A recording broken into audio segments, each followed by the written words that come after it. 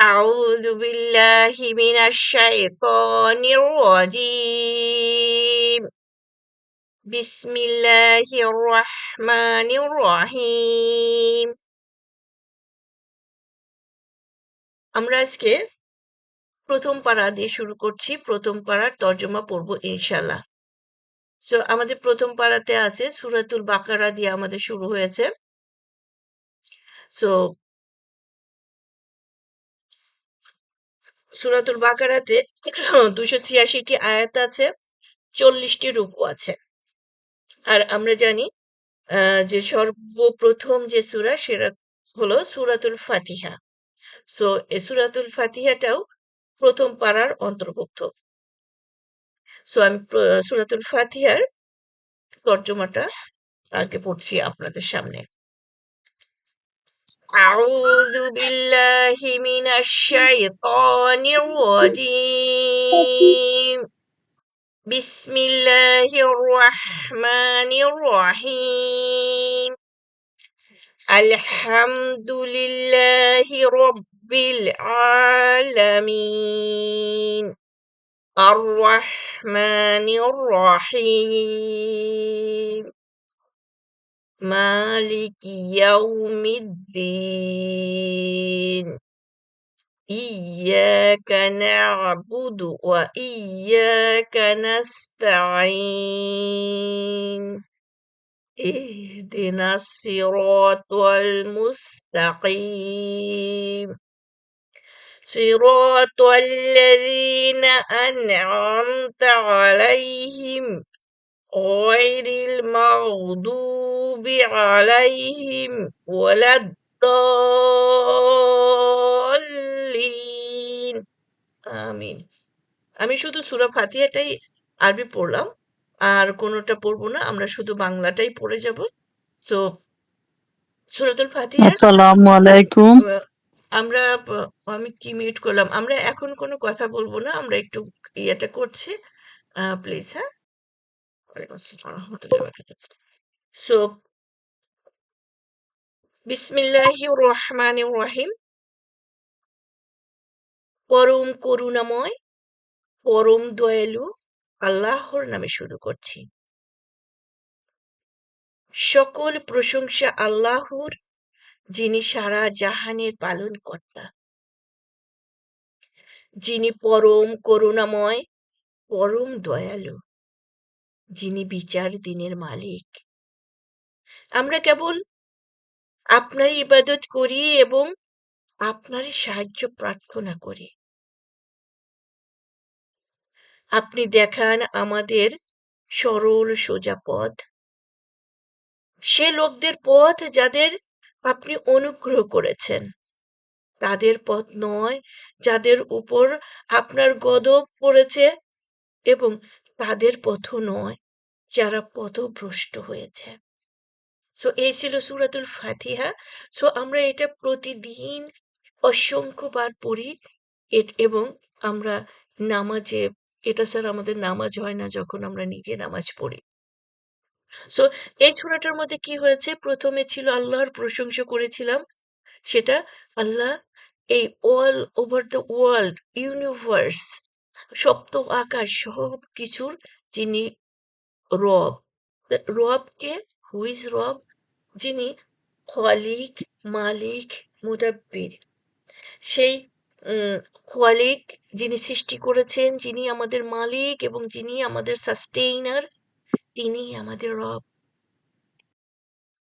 So তার মানে কি, আমাদের সৃষ্টির আগেই আল্লাহ আমাদের এমন একটা জায়গায় প্রেরণ করেছেন যেখানে আমাদের থাকা, খাওয়া, পড়া, অক্সিজেন, এভরিথিং আমাকে এখানে প্রেরণ করার আগেই আল্লাহ সেগুলো আমাদের জন্য দান করেছেন। ফুললি লোডেড করে এত সুন্দর একটা পৃথিবীতে দান করেছেন।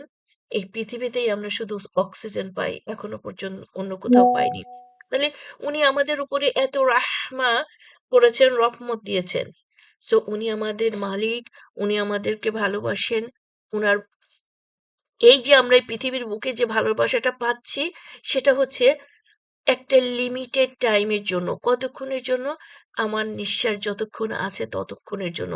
তার মানে খুবই শর্ট টাইমের জন্য আমরা এত ভোগ বিলাসের মধ্যে এত কিছু পাচ্ছি। আল্লাহ আমাদের এত দান করেছেন। এটা সবার জন্য দান করেছেন। আল্লাহ যাদেরকে সৃষ্টি করেছেন তারা আল্লাহর ইবাদত করুক আর না করুক, শুকরিয়া করুক আর না করুক। আল্লাহ সবাইকে দিচ্ছেন। সেই রিলিফের দেওয়া। এটা রাহমা।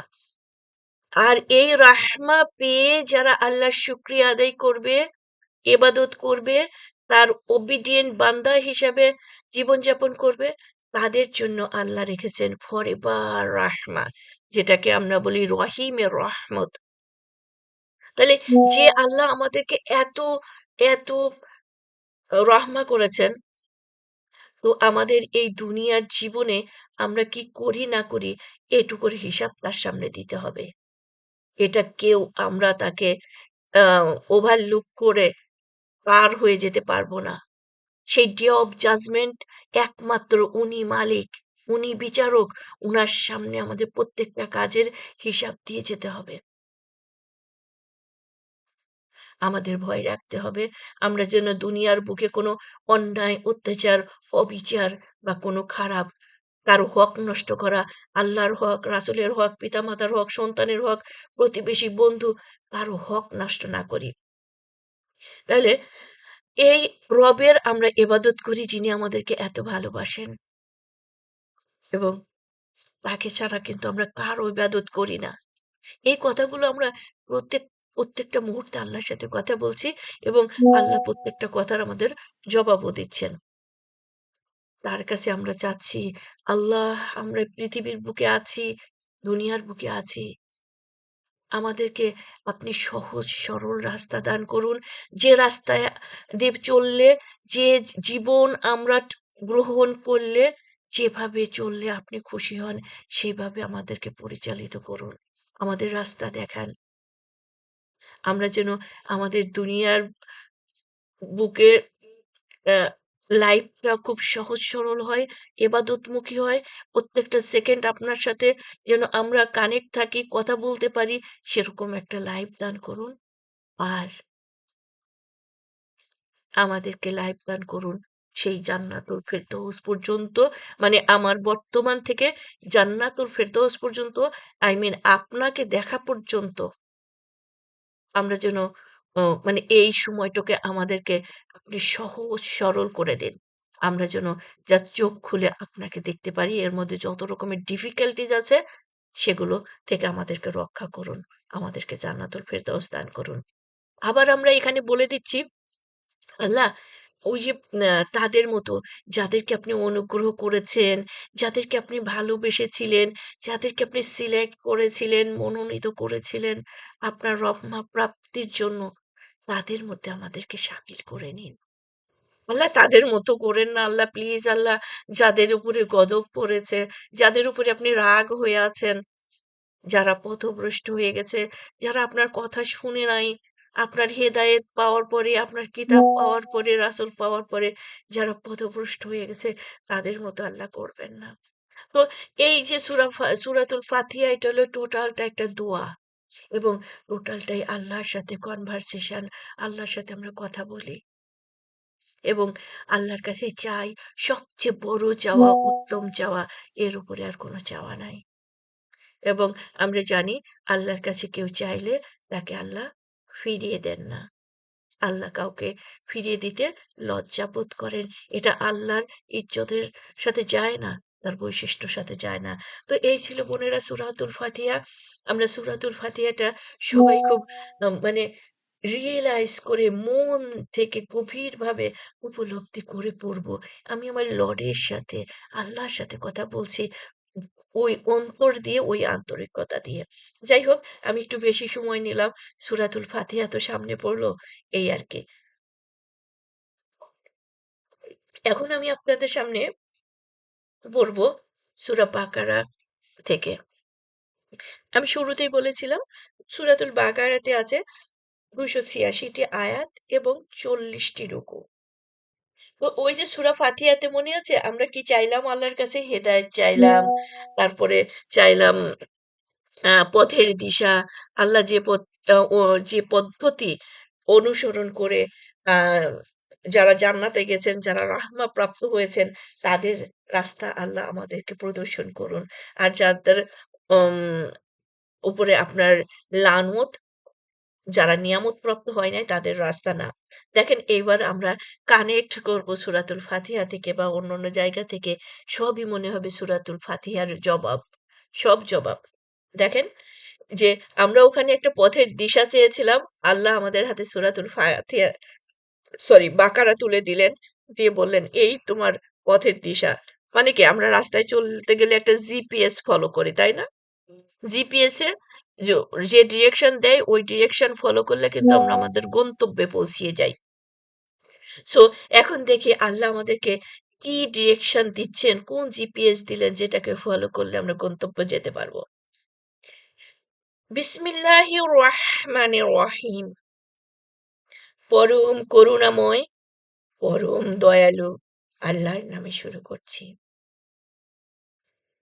আলিফ লাম সরি, আলিফ লাম মিম। আল কোরআন সেই কিতাব যাতে কোনো সন্দেহ নেই। এতে রয়েছে মুত্তাকিদের জন্য পথের দিশা। ওই যে সূরা ফাতিহায় আমরা পথ চাইলাম, পথের দিশা চাইলাম, আল্লাহ আমাদের হাতে কোরআন দিলেন, এই নাও, মুত্তাকিরা এখান থেকে পথের দিশা পাবে। সুবহানাল্লাহ। দেখেন, শুরুতেই। তাহলে এবার প্রশ্ন হচ্ছে, আমরা মুত্তাকি কে দেখি তো। মুত্তাকি তারা যারা গায়েবে ঈমান রাখে, সলাত কায়েম করে এবং আমি তাদের যে রুজি দিয়েছি তা থেকে ব্যয় করে। সুবহানাল্লাহ। তাহলে গয়েবে বিশ্বাস করা মানে আল্লাহ আছে, জান্নাত আছে, জাহান্নাম আছে, ফেরেশতারা আছে, মানে সবকিছু যা দেখি নাই তার সম্পর্কে বিশ্বাস করা, ঈমান রাখা। আর কি? সলাত কায়েম করে। সো আমাদের নামাজটা আমরা জানি ম্যান্ডেটরি। এটা হচ্ছে একজন মুসলিমের হাজিরা। সে প্রতিদিন প্রতিবার ৫ বার করে আল্লাহর সাথে সাক্ষাৎ দেবে। আর তাকে যে রুজি দিয়েছি তা থেকে ব্যয় করে। এখন রুজি কোটিপতিরও আছে, ফকিরপতিরও আছে। যে ভিক্ষা করে তারও আল্লাহ একটা রুজি দিয়েছে। সেখান থেকে কিছু ব্যয় করা। সেখান থেকে আল্লাহর রাস্তায় দান করা। কারণ আমরা অনেকে জাকাত দিব, এটা করব, সদাকা দিব। কিন্তু একজন ফকিরের তার কোনো সামর্থ্য নাই। সে দিন শেষে ৳১০০ ভিক্ষা পায়, ৳৫০ খাওয়ার খরচ যায়। আর কি করবে? ৳১০ আরেকজন ফকিরকে দেয়। আচ্ছা, আরো তো ৳৪০ আছে, দেখি ৳১০ একটা মসজিদে দান করে আসি। আচ্ছা, ৳১০ দেখি আরেকজন মিসকিনকে বলি তুমি ইফতারি করো। এটা হচ্ছে দান। যে সামর্থ্য নাই, তার যা আছে, যে রিজিক আছে, তার শক্তি, বুদ্ধি, উম আ অর্থ, তাই দিয়ে সে অন্যকে সাহায্য করা। তাহলে এটা হচ্ছে মুত্তাকিদের একটা বড় বৈশিষ্ট্য। ৪ নম্বর আয়াত, সূরাতুল বাকারা।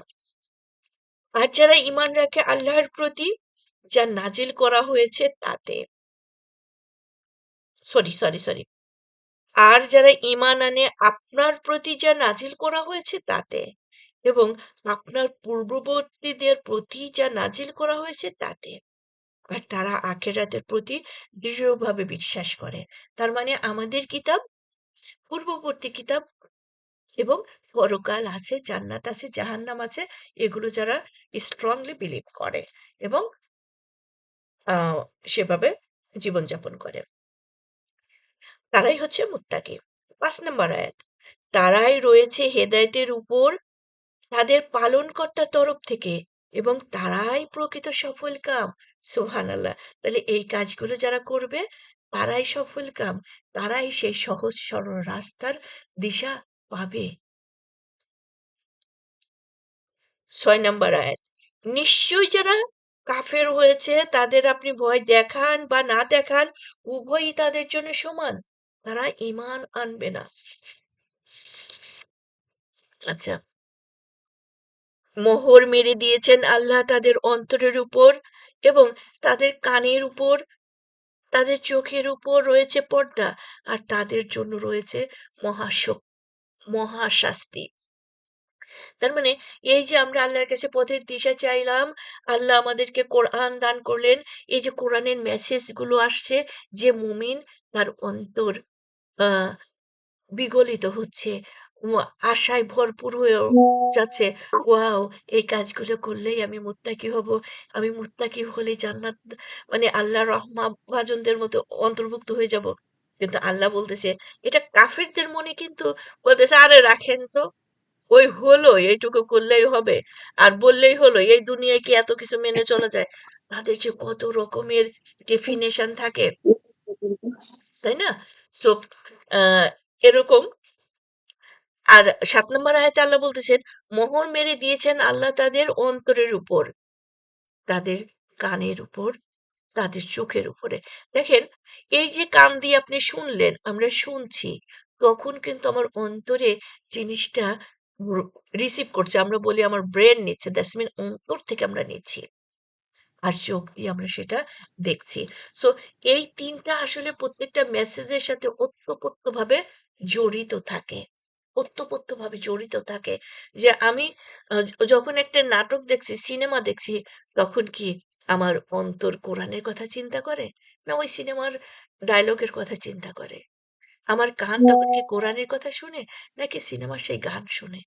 নাউজুবিল্লাহ মিন জালিক। সো তার মানে এইভাবেই আল্লাহ, যে কান কোরআন শোনে না, যে চোখ কোরআন দেখে না, সেটা অন্ধ। চোখে পর্দা পড়ে গেল, কানে কান বন্ধ হয়ে গেল। আর সেই অন্তরেও কোরআন নাই, সেটা আল্লাহ মোহর করে দিয়েছেন। ২ নম্বর রুকু, ৮ নম্বর আয়াত, সূরাতুল বাকারা।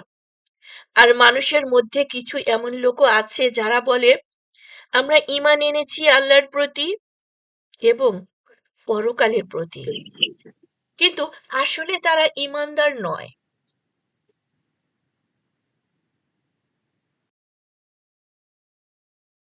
তারা ধোঁকা দিতে চায় আল্লাহর এবং ঈমানদারদের। অথচ তারা যে নিজেদের ছাড়া অন্য কাউকে ধোঁকা দেয় না, তা তারা বুঝতে পারে না।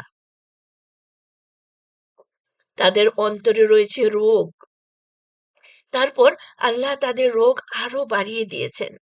আর তাদের জন্য রয়েছে যন্ত্রণাদায়ক শাস্তি, কেননা তারা মিথ্যা বলতো। এই যে দেখেন, আল্লাহর কালাম শোনার পরে যে অন্তরে আল্লাহর কালাম ঢোকে না, আল্লাহ বলছে তাদের রোগ, মনে অন্তরে রোগ আছে। কিরকম? খালি যুক্তি দিয়ে বলে না, এটা এটা কোনো ইলজিক্যাল, এটা ইলজিক্যাল, মুসলিমরা টেরোরিস্ট, ইত্যাদি ইত্যাদি।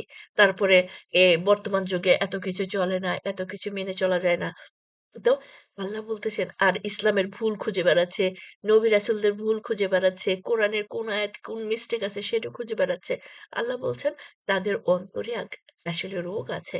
ওর অন্তরে ক্যান্সার ধরে গেছে। আচ্ছা, ১০ নম্বর আয়াত। আর যখন তাদের বলা হয় যে দুনিয়ায় তোমরা ফ্যাসাদ সৃষ্টি করো না, তখন তারা বলে, আমরা তো কেবল শান্তি স্থাপনকারী। তার মানে ওই যে বলছে কোরআন দিয়ে কি আর এত চললে ১৪০০-১৫০০ বছর আগে কি হয়েছে? আমরা নতুন সংবিধান করি। সংবিধানের মধ্যে কি আছে? ওরে বাদ দাও, ওরে ধরো, ওরে গুম করো, হুম? ইত্যাদি।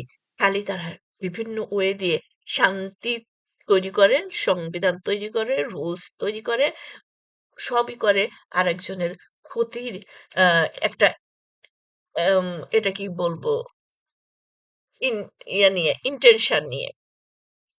সো আর আল্লাহ বলতেছেন এগুলো যে তোমাদের কোনো উপকারে আসবে না। আর তারা নিজেরা বলে আমরা শান্তি স্থাপন করছি। কোরআন ছাড়া কি শান্তি আসে? ১২ নম্বর আয়াত, সাবধান, তারাই ফ্যাসাদ সৃষ্টিকারী, কিন্তু তারা তা বুঝতে পারে না।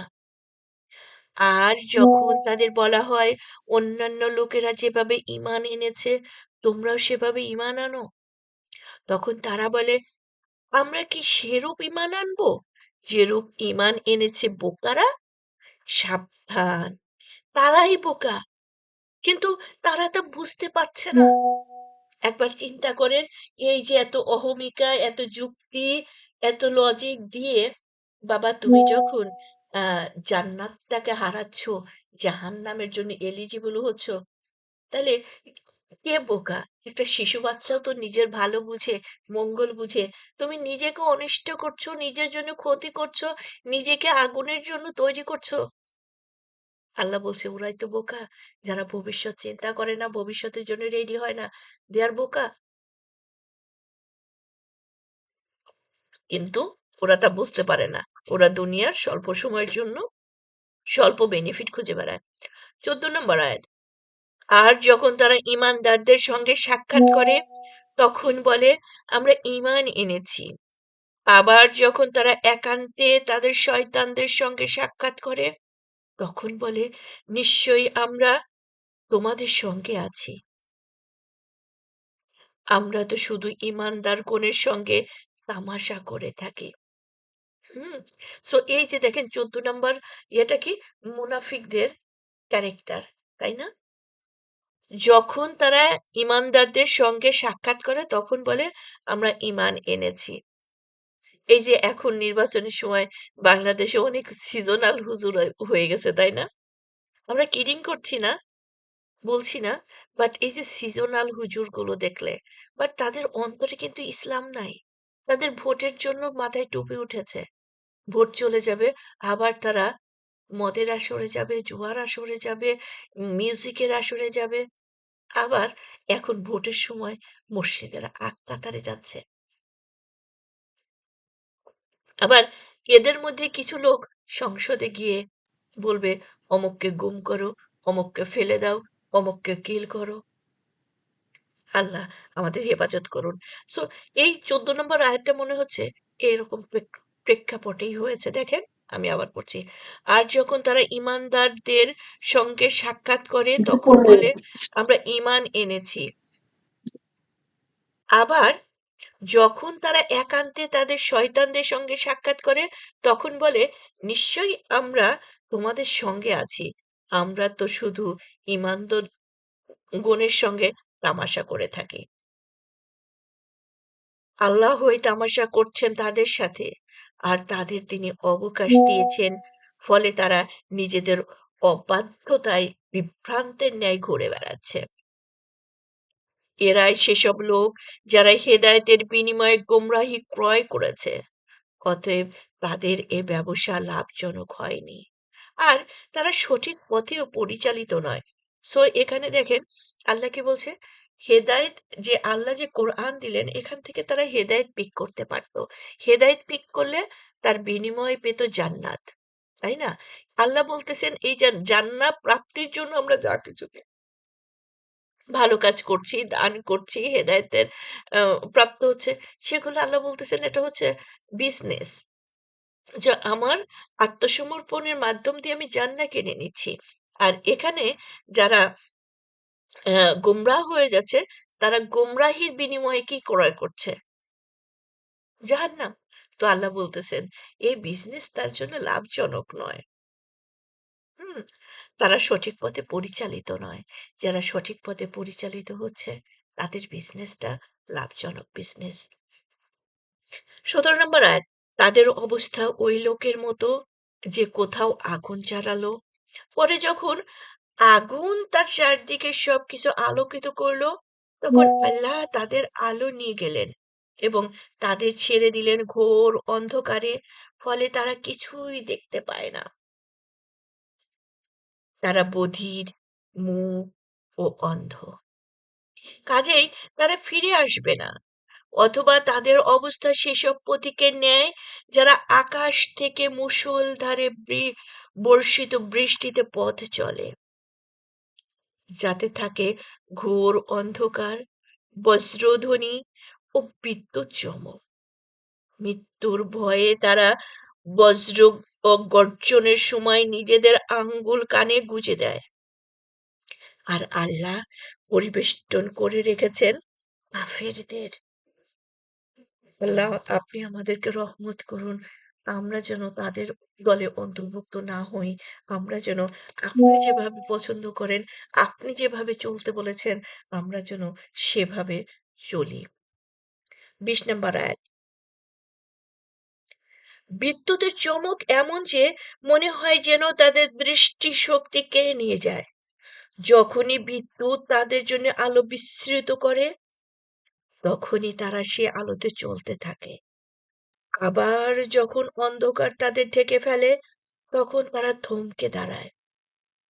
আর যদি আল্লাহ ইচ্ছে করতেন তাহলে ছিনিয়ে নিতেন তাদের শ্রবণ শক্তি ও দৃষ্টিশক্তি।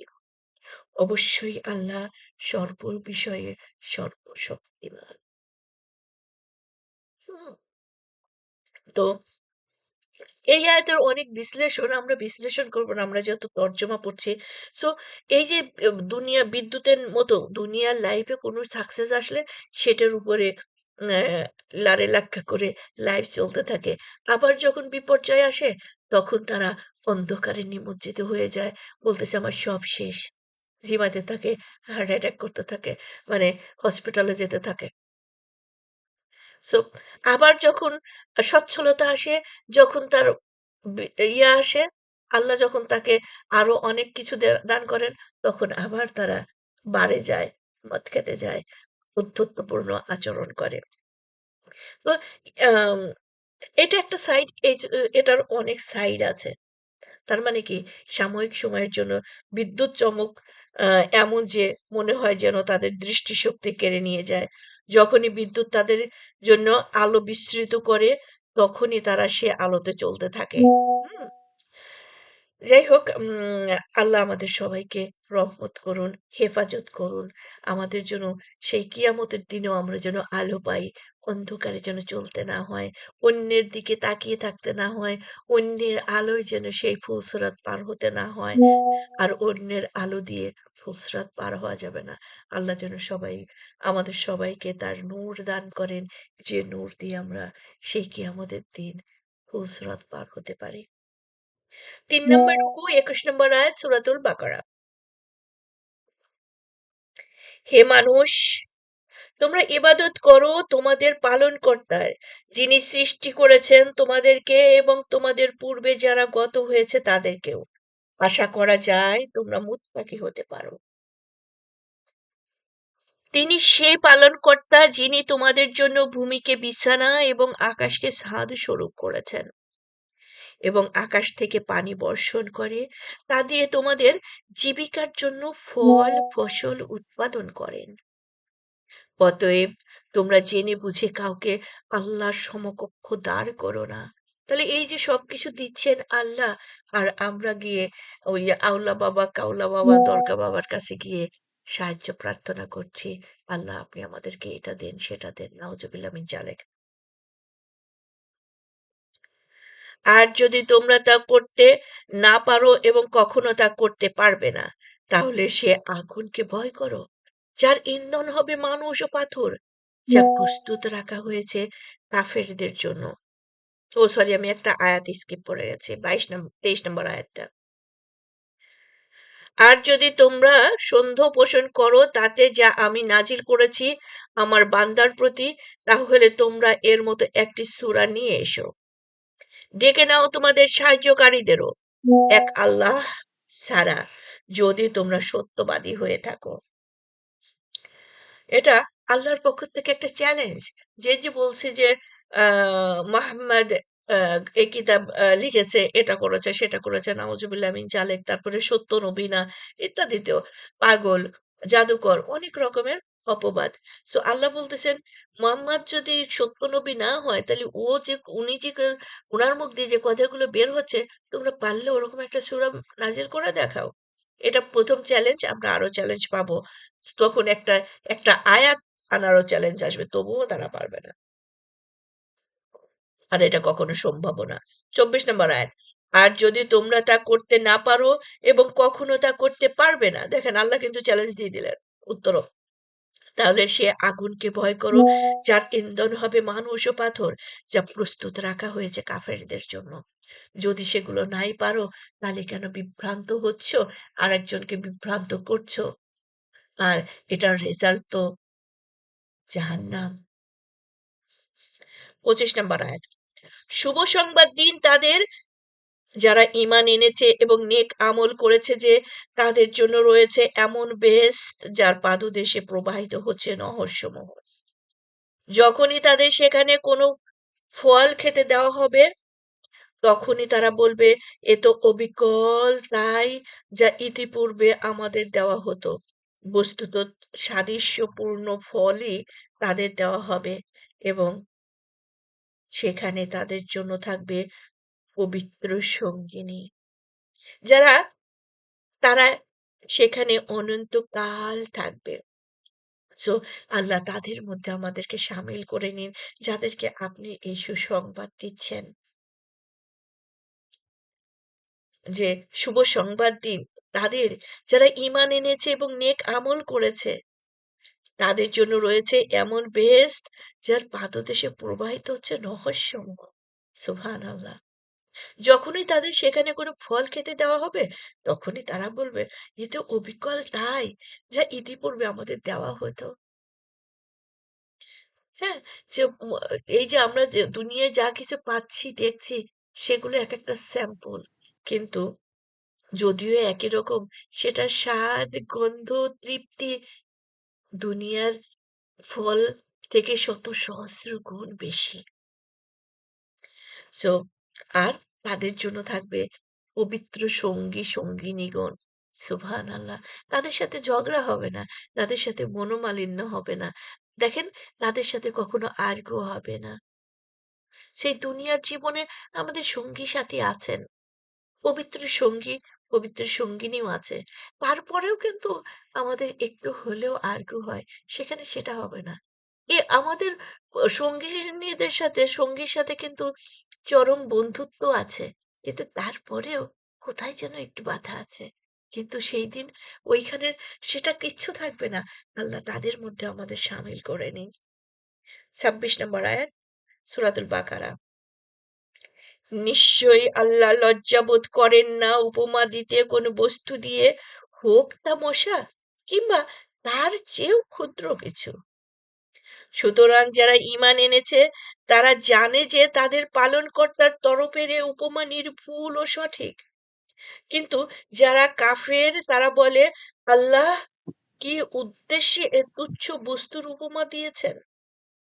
এ দিয়ে আল্লাহ অনেককে বিপদগামী করেন এবং অনেককে সঠিক পথে পরিচালিত করেন। তবে ফাসেকদের দ্বারা অন্য কাউকে তিনি এরূপ উপমা দিয়ে গোমরাহ করেন না। ফাসেক ওরাই, যারা আল্লাহর সঙ্গে দৃঢ়ভাবে অঙ্গীকারে আবদ্ধ হওয়ার পর তা ভঙ্গ করে। আল্লাহ যে সম্পর্ক অক্ষুণ্ণ রাখতে নির্দেশ দিয়েছেন তা ছিন্ন করে এবং দুনিয়ায় ফ্যাসাদ সৃষ্টি করে বেড়ায়। ওরাই প্রকৃত ক্ষতিগ্রস্ত। কিরূপে তোমরা আল্লাহর ব্যাপারে কুফরি করছো, অথচ তোমরা ছিলে প্রাণহীন। তারপর তিনি প্রাণ দান করলেন তোমাদের। আবার তিনিই তোমাদের মৃত্যু ঘটাবেন এবং পুনরায় তিনিই তোমাদের জীবন দান করবেন। পরিণামে তারই সমীপে তোমরা উপস্থিত হবে। সো দেখেন, আল্লাহ কত সুন্দর করে আমাদেরকে বলে দিচ্ছেন যে তোমরা কুফরি করো কেন, তোমরা এত বোকা কেন, যে এই যে কুফরি করে তোমাদের কি লাভ হচ্ছে বলো। হুম, যে তোমরা কি একবার চিন্তা করো না, তুমি কত অসহায় ছিলা, কিভাবে তোমার জন্ম হলো, একটা আহ, মানে বিড়াল আহ, বাচ্চাও ২ ঘন্টার মাঝে এই দৌড়া, কি যেন ছাগলের বাচ্চাও, গরুর বাচ্চাও ২ ঘন্টার মধ্যে লাফালাফি করে। কিন্তু তুমি ২ বছর লাগছে তোমার একটু জাম দিতে। তারপরে তুমি স্বাবলম্বী হও নাই। তোমার স্বাবলম্বী হতে কতদিন লেগেছে? আচ্ছা, তুমি এই যে তোমাকে কে এত বড় করলো, কে গড়ে তুললো, কে এত হেল্প করলো? তুমি এটা বুঝো না? সুবহানাল্লাহ। আল্লাহ কি সুন্দরভাবে আমাদেরকে উপমা উপদেশগুলো দিয়ে দিচ্ছেন যে কেন নিজেকে ক্ষতিগ্রস্ত করছো? আর যারা এগুলো করছে, নিজের দিকে তাকাচ্ছ না, নিজের কোথার থেকে এই পর্যায়ে আসলা, এসে বললে আমি কি হনু রে? হ্যাঁ? কিন্তু করে কি হচ্ছে? তুমি নিজেকেই নিজের ক্ষতিগ্রস্ত করছো। ২৮ নম্বর আয়াত। কিরূপে তোমরা আল্লাহর ব্যাপারে কুফরি করছো, অথচ তোমরা ছিলে প্রাণহীন। তারপর তিনি প্রাণ দান করলেন তোমাদের। আবার তিনিই তোমাদের মৃত্যু ঘটাবেন এবং পুনরায় তিনিই তোমাদের জীবন দান করবেন। পরিণামে তারই সমীপে তোমরা উপস্থিত হবে। তিনি এমন যিনি সৃষ্টি করেছেন তোমাদের কল্যাণের জন্য পৃথিবীর সবকিছু, তারপর তিনি মনোযোগ দিলেন আকাশের প্রতি এবং বিন্যস্ত করলেন তা ৭ আসমান রূপে। আর তিনি সর্ববিষয়ে সবিশেষ অবহিত। ওই যে আমি শুরুতেই বললাম যে সূরা ফাতিহা বা বিসমিল্লাহির রহমানির রহিমের মধ্যে যে আল্লাহ আমাদেরকে পৃথিবীতে সবকিছু আমাদের কল্যাণের জন্য দিয়েছেন। সবকিছু আমাদের জন্য সৃষ্টি করেছেন। তারপরে সপ্ত আকাশ সৃষ্টি করেছেন। আমরা জানি এই পৃথিবী নামের গ্রহটা যদি আমরা সমস্ত ইউনিভার্সের মধ্যে তুলনা করি, সেটা একটা ধূলিকণার তুল্য হয়ে যায়, তাই না? কারণ গ্রহ, গ্রহপুঞ্জ, পুঞ্জের পুঞ্জ, এই ১ম আকাশের নিচে যা কিছু আছে সেটাই হিউজ আমাদের পৃথিবীর তুলনায়। আর সবকিছুর মধ্যে আমাদের পৃথিবীটা যদি দেওয়া যায় একটা ধূলিকণা। আর এই ১ম আকাশ ২য় আকাশের উপরে একটা মরুভূমির মধ্যে একটা আংটি তুলল। ২য় আকাশ ৩য় আকাশের কাছে অতটুকুই। এরকম সপ্ত আকাশ, এর মাঝখানে যা কিছু আছে সবকিছু সম্পর্কে আল্লাহ জানেন। তাদের আল্লাহ টেক কেয়ার করছেন। তাদের তাদেরও আল্লাহ খলিক, মালিক এন্ড মুদাব্বির। আর সেই আল্লাহ আমার আপনার ডাক দেওয়ার সাথে, সাথে সাড়া দিচ্ছেন। সুবহানাল্লাহ! আমরা কেন আ কি বলবো গাফেল হই, গাফেল থাকি। ৩ নম্বর রুকু, ৪ নম্বর রুকু, ৩০ নম্বর আয়াত সূরাতুল বাকারা। আর স্মরণ করো তোমার পালনকর্তা যখন ফেরেশতাদের বললেন, আমি পৃথিবীতে একজন প্রতিনিধি সৃষ্টি করতে চাচ্ছি। তখন তারা বলল, আপনি কি সেথায় এমন কাউকে সৃষ্টি করবেন যে সেখানে অশান্তি ঘটাবে এবং রক্তপাত করবে? তিনি বললেন, অবশ্যই আমি জানি যা তোমরা জানো না। আর তিনি শিখালেন আদমকে সবকিছুর নাম। তারপর সে সবকিছু ফেরেশতাদের সামনে উপস্থাপন করলেন এবং বললেন, তোমরা আমাকে এগুলোর নাম বলে দাও, যদি তোমরা সত্যবাদী হয়ে থাকো। তারা বলল, আপনি পবিত্র। আপনি যা আমাদের শিখিয়েছেন আমরা তাছাড়া আমাদের কোনো জ্ঞানই নাই। নিশ্চয়ই আপনি প্রকৃত জ্ঞানময়, প্রজ্ঞাময়। তিনি বললেন, হে আদম, বলে দাও তাদের এসব কিছুর নাম। তারপর যখন সে বলে দিল সেসবের নাম, তখন তিনি বললেন, আমি কি তোমাদের বলিনি যে আমি আসমান ও জমিনের সকল গোপন বিষয় সম্পর্কে নিশ্চিতভাবে অবগত এবং তাও জানি যা তোমরা প্রকাশ করো আর যা তোমরা গোপন রাখো। তাহলে আগের আয়াতে দেখলাম যে আল্লাহ সবকিছু সৃষ্টি করেছেন। সবকিছু সপ্ত আকাশ, পৃথিবী, ইউনিভার্স সবকিছু সম্পর্কে উনি knowledgeable। তো ওই পৃথিবী ওর মধ্যে আল্লাহ আমাদেরকে সৃষ্টি করেছেন। সো ফেরেশতারা জাস্ট মানে উনাদের কিউরিওসিটি কিসের যা জিজ্ঞাসা করেছে আবার সাথে, সাথে দেখেন আবার বললে সুবহানাল্লাহ! এরকম কিন্তু আমাদের মনের মধ্যে অনেক কিছু হয়। ইস! এটা কেন হলো? এটার মানে এই না আল্লাহকে ভুল ধরছে। একটা মনের কিউরিওসিটি অথবা প্রশ্ন। আবার সাথে, সাথে বলছে, "আল্লাহ আপনি তো পবিত্র। আপনার কাজের উপরে তো আমরা কোনো কথা বলতে পারি না।" যাই হোক আল্লাহ বলে দিলেন যে আমাদের সব বেস্ট গিফটটা কি ছিল? আল্লাহ আমাদেরকে নলেজ দিয়েছেন।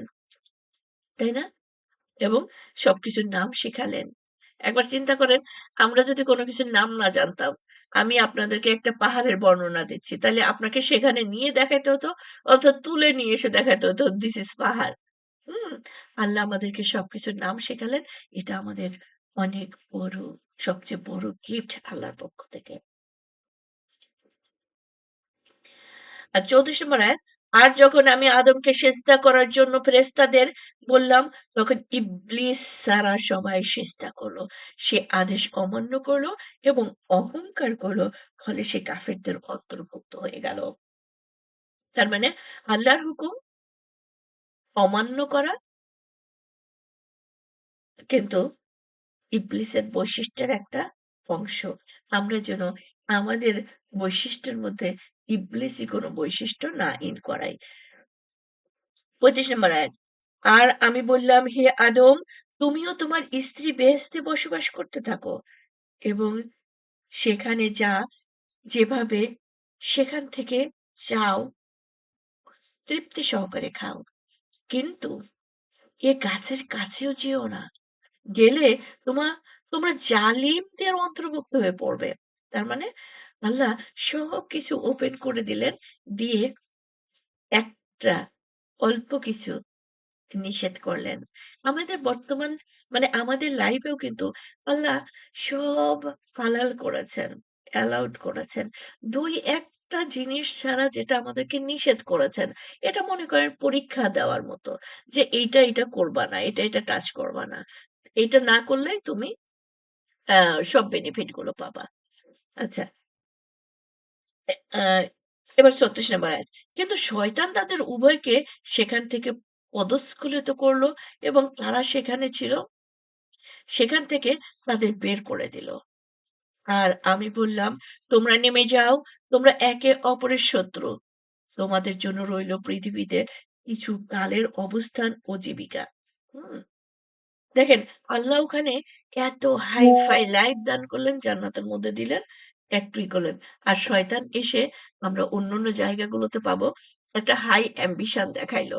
হিউম্যানকে শয়তান সবসময়ই পথভ্রষ্ট করে বা করার চেষ্টা করে হাই অ্যাম্বিশন দেখিয়ে। যে তোমার বাড়ি লাগবে, গাড়ি লাগবে, ফরেভার হবা, লাইফ ইয়া থাকবে, তোমাকেও তুমি কি যেন অমরত্ব লাভ করবা, ইত্যাদি, ইত্যাদি। সেগুলো কিভাবে? এইভাবে করো। করে নিয়ে নিজের অমরত্ব করো। আর ওখানে ছিল যে তোমরা এখানে ফরএভার থাকতে পারবা। অম এখন কি বলে ফুসলিয়ে তাদেরকে দিয়ে আ ওই গন্ধ আ ইয়েটা খাওয়াইলো, নিষিদ্ধ ফলটা খাওয়াইলো। এবং আল্লাহ বললেন যে, "এবার তোমরা পৃথিবীতে যাও, গিয়ে ওখান থেকে পরীক্ষা দিয়ে আসো।"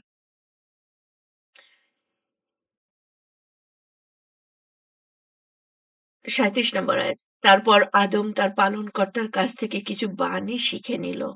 আল্লাহ তার প্রতি ক্ষমা পরবশ হইলেন, নিশ্চয়ই তিনি পরম ক্ষমাশীল, পরম দয়ালু। তার মানে আমাদের আল্লাহর সাথে আরেকটা রাস্তাও দিয়ে দিলেন, যে তোমরা মানুষ, তোমরা ভুলে যাবে, ভুল করবে। যে যায়, ভুল করে, ভুল করে আবার আমার কাছে ফিরে আসে, ক্ষমা চায়, আমি তাদেরকে ক্ষমা করব। আমি বললাম, তোমরা সবাই এখান থেকে নেমে যাও, পরে যখন আমার পক্ষ থেকে তোমাদের কাছে কোনো হেদায়েত আসবে, তখন যারা আমার হেদায়েত অনুসারে চলবে, তাদের কোনো ভয় নেই। আর তারা দুঃখিত হবে না। আর যারা সত্য প্রত্যাখ্যান করে এবং আমার নিদর্শনগুলোকে অস্বীকার করে, তারাই হবে জাহান্নামী। সেখানে তারা অনন্তকাল থাকবে। ৫ নাম্বার রুকু, ৪০ নম্বর আয়াত, সূরাতুল বাকারা। হে বনী ইসরাইল, তোমরা স্মরণ করো আমার সে অনুগ্রহ যা আমি তোমাদের প্রতি করেছি, এবং পূর্ণ করো আমার সঙ্গে কৃত তোমাদের অঙ্গীকার। আমিও তোমাদের সঙ্গে আমার অঙ্গীকার পূর্ণ করব। আর তোমরা কেবল আমাকেই ভয় করো। আর তোমরা ঈমান আনো তাতে যা আমি অবতীর্ণ করেছি, তা তোমাদের কাছে যা আছে তার প্রত্যয়নকারী। আর তোমরাই তার প্রথম প্রত্যাখ্যানকারী হইও না, এবং আমার আয়াতসমূহের বিনিময়ে তুচ্ছ মূল্য গ্রহণ করো না। আর তোমরা কেবল আমাকেই ভয় করো। তার মানে এই আয়াতটা দেখেন আমাদের লাইফের সাথে ওতপ্রোতভাবে জড়িত। এখানে আল্লাহ আমাদের উদ্দেশ্যে কল করেই বলছেন, আর তোমরা ঈমান আনো তাতে যা আমি অবতীর্ণ করেছি। কি করেছেন? আমরা কি পেয়েছি? কোরআন পেয়েছি। তা তোমাদের কাছে যা আছে তার প্রত্যয়নকারী। আচ্ছা, মানে পূর্ববর্তী কিতাবের সত্যায়নকারী হচ্ছে আমাদের কিতাব। আর তোমরাই তার প্রথম প্রত্যাখ্যানকারী হয়ো না। মানে কোরআনে আছে, এখন আমাদের জীবনের জন্য এগুলো তো ফলো করা যাবে না। হ্যাঁ? আচ্ছা, আমি নিজের থেকে এভয়েড করলাম। ১ম প্রত্যাখ্যানকারী হলাম নিজের জন্যই নিজে। আরেকটা হচ্ছে কেউ করে গেছে, আমি সেটা অনুসরণ করলাম। কেউ বলছে যে কোরআন বলছে পর্দা করে চলো। কেউ বলছে যে পর্দা তো মনের বিষয়। আমিও তার সাথে সায় দিয়ে চললাম। পর্দা তো মনের বিষয়। আচ্ছা। আর আমার আয়াতসমূহের বিনিময়ে তুচ্ছ মূল্য গ্রহণ করো না। দেখেন, আয়াতগুলোর বিনিময়ে তুচ্ছ মূল্য গ্রহণ করো না। আমরা বললাম ক্যারিয়ারের জন্য এখন আমার জবের কাছে তো এই বোরকা পড়লে হবে না। আমাকে তো অ্যা জিন্স, শর্ট, ছোট ড্রেস এগুলো পরে যেতে হবে। আমি নন উম মুসলিম কান্ট্রিতে আছি। আ এখানে সবাই হাফ প্যান্ট পরে চলছে। আমি কেন ফুল প্যান্ট পরে চলবো? আমি কেন বোরকা পরবো? তার মানে কি? আ কোরআন যেটা বলছে আমি আমার ক্যারিয়ারের নিলাম কোরআনকে তুচ্ছ করে। হুম? কোরআনের আয়াতকে তুচ্ছ করে। যে আমার আয়াতসমূহর বিনিময়ে তুচ্ছ মূল্য গ্রহণ করো না। আবার এই অপ্রাসঙ্গিক যুক্তি দিয়ে যে কোরআনকে আমরা বলছি যে কোরআন এই সেই আ অথবা নিজের জীবনের জন্য ফলো না করে এটা অনেক বিশ্লেষণধর্মী আয়াত। উম যে আমরা ও আল্লাহর হুকুম পালন না করে কোরআন দিয়ে বা কোরআনের বাইরে আ আল্লাহর হুকুম ভায়োলেট জনিত যেসব সিদ্ধান্ত গ্রহণ করছি সেইগুলি হলো তুচ্ছ মূল্য। কারণ যেখানে আমরা জান্নাত লস করছি আর দুনিয়ার জীবনে যা কিছু পাই সবই তো তুচ্ছ জান্নাতের কাছে, তাই না? এক শব্দে। আচ্ছা, আর তোমরা কেবল আমাকেই ভয় করো। আল্লাহকে ভয় করতে বলছেন। প্রত্যেকটা কাজের আগে আল্লাহকে ভয় করো। আচ্ছা, ৪২ নম্বর আয়াত, তোমরা মিশিয়ে দিও না সত্যকে মিথ্যার সাথে আর জেনে শুনে সত্য গোপন করো না। এটাও ৪১ নম্বর আয়াতের সাথে একদম ওতপ্রোতভাবে জড়িত। আর সলাত কায়েম করো, যাকাত দাও এবং সলাতে অবনত হও তাদের সঙ্গে যারা অবনত হয়। তার মানে রুকুকারীর সাথে রুকু করো। আমি জানি না এখানে যারা আম মুক ইয়ারা আছেন, আ স্বাস্থ্যবিদ অথবা যারা সুন্দরভাবে বিশ্লেষণ করতে পারেন, আম তাদের বক্তব্য শুনলে হয়তো আমরা এটার আম ইয়া পাবো, ধারণা পাবো। কিন্তু দেখেন এখানে স্পষ্ট করে বলছে, "রুকুকারীর সাথে রুকু করো।" তার মানে কি? জামাতে নামাজ পড়া তো কোরআনের হুকুম, তাই না? কোরআনিক হুকুম। আমরা ওজোর ব্যতীত কত মানুষ ঘরে নামাজ পড়ি। আর এই একটা জিনিস আর হচ্ছে যে পুরুষ মানুষ তো ঘরে নামাজ পড়ে। আবার এখানে কিন্তু সবার উদ্দেশ্যেই বলেছে, তাই না? পুরুষ নারী দেখছি না। আর যাই হোক আল্লাহ ভালো জানেন। আর তো আমরা স্কলার না শুধু বাংলা তর্জমা পড়ছি। ৪৪ নম্বর আয়াত। তোমরা কি মানুষকে সৎ কাজের নির্দেশ দাও এবং নিজেদের ভুলে যাও? অথচ তোমরা কিতাব পাঠ করো। তবে কি তোমাদের জ্ঞান নাই? মানে সৎ কাজের নির্দেশ মানে কি? বললাম, "এই তোমরা সিগারেট খাবা না। সিগারেট খেলে কিন্তু তোমাদের লাংয়ে এটা হবে, সেটা হবে।" আমি একজন ডাক্তার। রুগীকে খুব ভালো করে শিখাইলাম। শিখিয়ে আবার রুগী চলে গেল। আমি নিজের সিগারেটটা আরেকটা খেয়ে তারপরে পরবর্তী রুগীকে কল করছি। তাই না? এরকমই। এটা তো ক্ষুদ্র একটা উদাহরণ দিলাম। এরকম হিউজ।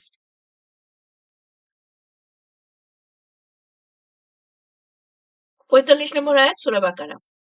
তোমরা সাহায্য প্রার্থনা করো ধৈর্য ছলাতের মাধ্যমে অবশ্যই তা অত্যন্ত কঠিন। তবে সেসব বিনীত লোকদের ব্যতি রেখে। তার মানে যেকোনো ভালো কাজ, ভালো কথা, কষ্ট, দুঃখ, বেদনা যা কিছু হয় আপনি এক জায়গায় চলে যান, জায়নামাজ নিয়ে দাঁড়িয়ে যান। গিয়ে তার সাথে বলেন যে, "আল্লাহ আমার এই ভালো লাগাটা হয়েছে, এই কাজগুলো হয়েছে, এই গুড নিউজ গুলো হয়েছে, সবই আপনি দান করেছেন।" আপনার কষ্টের কথা তার সাথে শেয়ার করেন, অন্য মানুষের সাথে না। আর যত বড়ই কষ্ট আসুক, সলাতের মাধ্যম দিয়ে যদি আমরা তার কাছে চাই, আল্লাহ আমাদেরকে ফিরিয়ে দেবেন না। আল্লাহ আবার এটাও বলছেন, যদিও কষ্টকর। তারপরেও আমরা সেটাই চেষ্টা করব। আমাদের যেকোনো বিপদ, যেকোনো সুখ, যেকোনো আমরা আল্লাহর সাথে শেয়ার করব নামাজের মধ্যে, ধৈর্য সহকারে নামাজের মাধ্যম দিয়ে। আর আল্লাহ পরের কথাটা কি বলছেন? তবে সেসব বিনীত লোকদের ব্যতিরেকে। মানে এই কাজগুলো সবাই করতে পারবে না। কষ্টকর, কিন্তু যারা মুত্তাকি, আল্লাহর সাথে বিনয়ী, তারা ঠিকই পারবেন। ৪৬ নম্বর আয়াত। যারা বিশ্বাস করে যে নিশ্চিতভাবে তাদের স্বীয় প্রতিপালকের সম্মুখীন হতে হবে এবং তারই দিকে তাদের ফিরে যেতে হবে। ওকে, এই ছিল ৫ নাম্বার রুকু। এখন আমি আপনাদের সামনে শুরু করব ৬ নাম্বার রুকু থেকে। ৬ নাম্বার রুকু ৪৭ নম্বর আয়াত, সূরাতুল বাকারা, যেটা আমরা ১ম পারা আজকে পড়ছি। উম হে বনী ইসরাইল, তোমরা স্মরণ করো আমার সে অনুগ্রহ যা আমি তোমাদের প্রতি করেছি এবং আমি তোমাদের উচ্চ মর্যাদা দান করেছিলাম সমগ্র বিশ্বের উপর। আর ভয় করো সেদিনকে, যেদিন কেউ কারো কোনো কাজে আসবে না এবং কারো পক্ষে কোনো সুপারিশও কবুল করা হবে না এবং কারো কাছ থেকে ক্ষতিপূরণও গৃহীত হবে না এবং তারা কোনো রকম সাহায্য প্রাপ্তও হবে না। একবারে চিন্তা করেন, একমাত্র আপনার আহ এবাদত, একমাত্র আপনার মানে আল্লাহর প্রতি আহ মানে ভালোবাসা, আল্লাহর হুকুম মেনে চলা ছাড়া ওই দিন কোনো কাজ, কোনো কিছুই আমাদের উপকারে আসবে না। ওখানে কোনো মামা খালাও চলবে না, বজগিরিও চলবে না। ওখানে যত টাকা পয়সাই থাকুক, ঘুষ দিয়েও আমি পাবো না। টু দা পয়েন্টে সবকিছুর হিসাব হবে। সেই দিনকে কোনো সাহায্যকারী নেই, একমাত্র আমার আল্লাহ ছাড়া। আল্লাহ আমাদের সবাইকে সেই দিন আপনি সাহায্য করুন। যাদেরকে আপনি মাফ করবেন তাদের মধ্যে আমাদের শামিল করে নিন। যাদেরকে আপনি বিনা বিচারে জান্নাত দান করবেন তাদের মধ্যে আমাদের শামিল করে নিন। আমাদের অগ্রবর্তীদের মধ্যে অন্তর্ভুক্ত করে নিন। ৫০ নম্বর আয়াত, ৪৯। আর স্মরণ করো যখন আমি তোমাদের মুক্তি দিয়েছিলাম ফেরআউনের লোকদের হাত থেকে, যারা তোমাদের কঠিন শাস্তি দিত, তোমাদের পুত্র সন্তানদের জবাই করত এবং তোমাদের নারীদের জীবিত রেখে দিত। বস্তুত তাতে তোমাদের প্রতিপালকের পক্ষ থেকে এক মহাপরীক্ষা ছিল। আর স্মরণ করো যখন তোমাদের জন্য সাগরকে দ্বিখণ্ডিত করেছিলাম এবং তোমাদের উদ্ধার করেছিলাম ও ফেরআউনের লোকদের ডুবিয়ে দিয়েছিলাম আর তোমরা তা প্রত্যক্ষ করছিলে। আর যখন আমি মূসার সাথে ৪০ রাতের ওয়াদা করেছিলাম, তারপর তোমরা তার অনুপস্থিতিতে বাছুর বানিয়ে নিয়েছিলে। তোমরা ছিলে জালিম। এরপরও আমি তোমাদের ক্ষমা করেছি যাতে তোমরা কৃতজ্ঞতা জ্ঞাপন করো।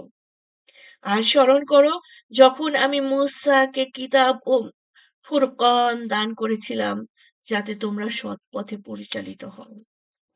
আর স্মরণ করো যখন মূসা তার সম্প্রদায়ের লোকদের বলেছিল, হে আমার সম্প্রদায়, তোমরা বাছুর বানিয়ে নিজেদের উপরে ঘোর অত্যাচার করেছ। সুতরাং এখন তোমরা তোমাদের স্রষ্টার দিকে ফিরে যাও এবং নিজেদের হত্যা করো। এটাই কল্যাণকর তোমাদের জন্য তোমাদের স্রষ্টার কাছে। তারপর তিনি তোমাদের প্রতি ক্ষমা পরবশ হলেন। তিনিই তো পরম ক্ষমাশীল, পরম দয়ালু।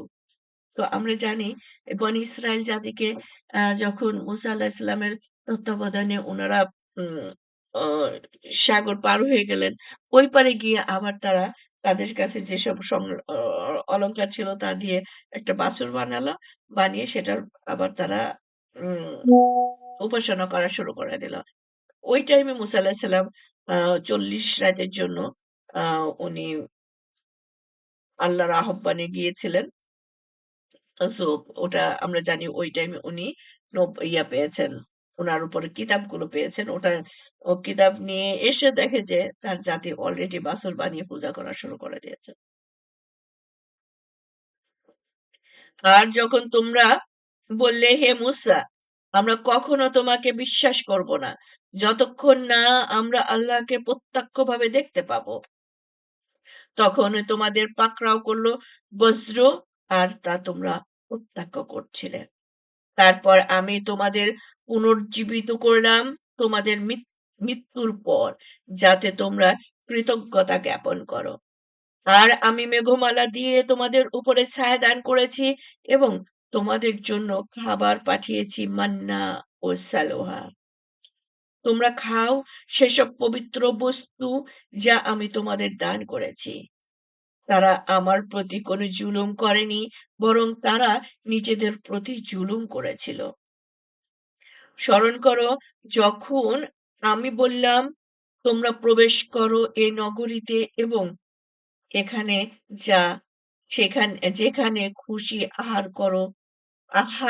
করে স্বাচ্ছন্দ্যে বিচরণ করো এবং দরজার ভেতর দিয়ে নতশিরে প্রবেশ করো এবং বলো, আমাদের ক্ষমা করে দাও, তাহলে আমি তোমাদের অপরাধ ক্ষমা করে দেব আর সৎ কর্মপরায়ণ লোকদের অতিরিক্ত দান করব।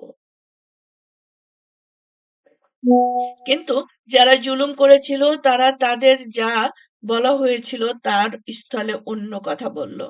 সুতরাং আমি আসমান থেকে জালিমদের উপরে আযাব অবতীর্ণ করলাম, কারণ তারা নির্দেশ অমান্য করেছিল। ৭ নম্বর রুকু ৬০ নম্বর আয়াত সূরাতুল বাকারা। স্মরণ করো যখন মূসা তার জাতির জন্য পানি প্রার্থনা করছিল, তখন আমি বললাম, তোমার লাঠি দিয়ে পাথরে আঘাত করো। ফলে তা থেকে ১২টি প্রস্রবণ প্রবাহিত হলো। প্রত্যেক গোত্রই নিজ নিজ ঘাট চিনে নিল। বললাম, তোমরা আল্লাহর দেওয়া জীবিকা থেকে পানাহার করো আর পৃথিবীতে দাঙ্গা হাঙ্গামা করো না।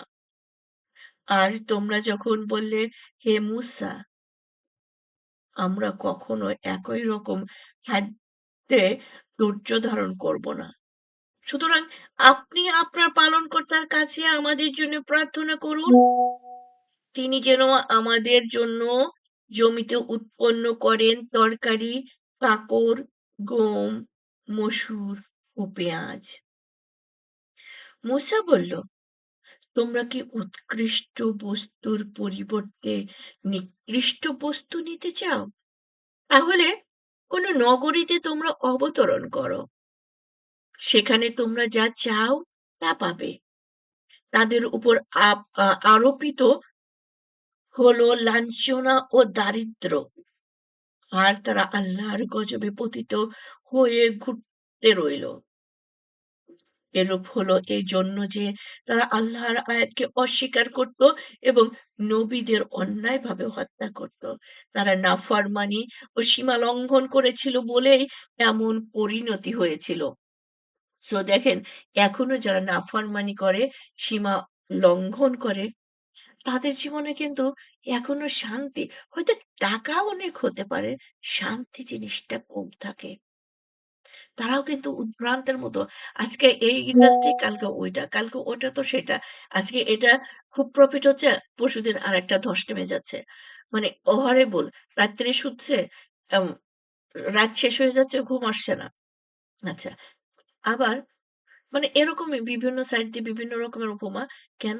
তারা আল্লাহর হুকুমের বাইরে কাজ করছে। সো এখন এই ছিল হচ্ছে সূরা বাকারার ৭ নম্বর রুকু। আমি আপনাদের সামনে এখন ৮ নম্বর রুকু থেকে পড়বো ইনশাআল্লাহ।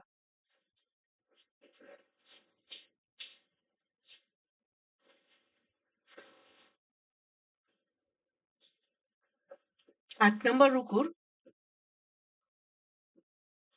৬২ নম্বর আয়াত। যারা ঈমান এনেছে এবং যারা ইহুদি হয়েছে আর খ্রিস্টান ও সাবী, তাদের মধ্যে থেকে যারা ঈমান এনেছে আল্লাহ ও শেষ দিবসের প্রতি এবং সৎ কাজ করেছে, তাদের জন্য রয়েছে পুরস্কার তাদের পালনকর্তার কাছে, আর তাদের কোনো ভয় নেই এবং তারা দুঃখিত হবে না। আর স্মরণ করো যখন আমি তোমাদের কাছ থেকে অঙ্গীকার নিয়েছিলাম এবং তুরকে তোমাদের উপর তুলে ধরেছিলাম। আমি তোমাদের যা দিলাম তা দৃঢ়ভাবে ধরো এবং তাতে যা আছে তা স্মরণ রেখো, যাতে তোমরা সাবধান হয়ে চলতে পারো। এরপরেও তোমরা তা থেকে ফিরে গেছো। অতএব তোমাদের প্রতি আল্লাহর অনুগ্রহ ও মেহেরবানি না থাকলে অবশ্যই তোমরা ক্ষতিগ্রস্ত হয়ে পড়তে। তোমাদের মধ্যে যারা শনিবারের ব্যাপারে সীমা লঙ্ঘন করেছিল, তোমরা তাদের ভালোরূপে জানতে। আমি তাদের বলেছিলাম, তোমরা ঘৃণিত বানর হয়ে যাও। তারপর আমি এ ঘটনাকে তাদের সমকালীন ও পরবর্তীদের জন্য দৃষ্টান্ত এবং মুত্তাকিদের জন্য উপদেশ স্বরূপ করে দিয়েছি। তো এই যে আমরা আমাদের দৃষ্টিতে অনেক কিছুই আমরা এখনো দেখতে পাই। বহু উপমা আছে, বহু নিদর্শনগুলো আছে, বহু ধ্বংস অবশেষ আছে, বহু জাতি ধ্বংস হয়ে গেছে সেগুলোর নিদর্শন এখনো আছে। আমরা বিভিন্ন সময় বিভিন্ন আলামতগুলো এরকম দেখছি, কত সিটি দেখছি ধ্বংস হয়ে গেছে। তো এগুলো মুত্তাকিদের জন্য উপদেশ হিসেবে আল্লাহ পাঠিয়েছেন। যে দেখো তারা উদ্ধত হয়েছিল, তাদের পরিণতি এই হয়েছে। সো তোমরা উদ্ধত হইও না, আমার হুকুম পালন করো, আমার নির্দেশিত পথে চলো।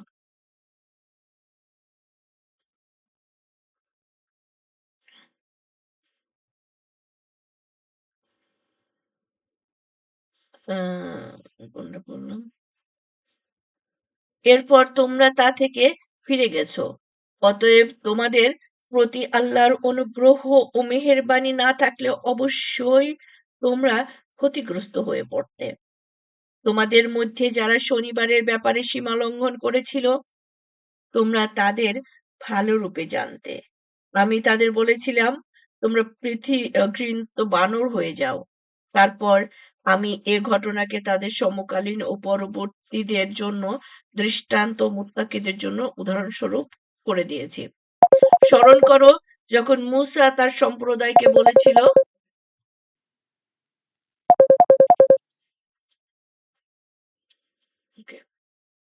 স্মরণ করো যখন মূসা তার সম্প্রদায়কে বলেছিল, আল্লাহ তোমাদের একটি গরু জবাই করতেও আদেশ দিয়েছেন।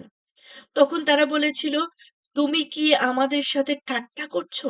মূসা বলল, আমি তোমার আল্লাহর আশ্রয় প্রার্থনা করছি মূর্খদের অন্তর্ভুক্ত হওয়া থেকে।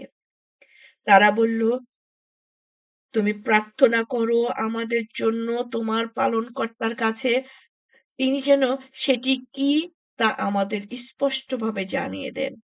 মূসা বলল, আল্লাহ বলেছেন, সেটা হবে এমন গাভী যা বৃদ্ধও নয়, অল্প বয়স্কও নয়, এ দুইয়ের মধ্যবর্তী, সুতরাং যা আদিষ্ট হয়েছে তা করো।